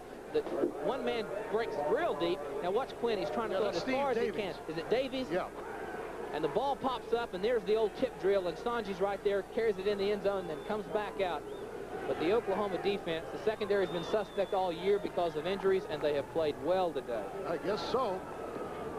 And so with only 2 seconds to go, the ball game is virtually over. As Barry Switzer knows it, he allows himself a big grin. And that is it. It is all over, and Oklahoma has upset Nebraska 21-17 to take over the lead in the Big 8 Conference, and certainly with the inside track on the Orange Bowl game. Tom Osborne will come over, and a sportsmanlike gesture will shake hands with Barry Switzer, but today it's Oklahoma by 4. Recently, a landmark football game was played. Landmark not because of the way it was played on the field, but because of the way it was played on TV. You see, this was the country's first network telecast transmitted over cables made up of hair-thin optical...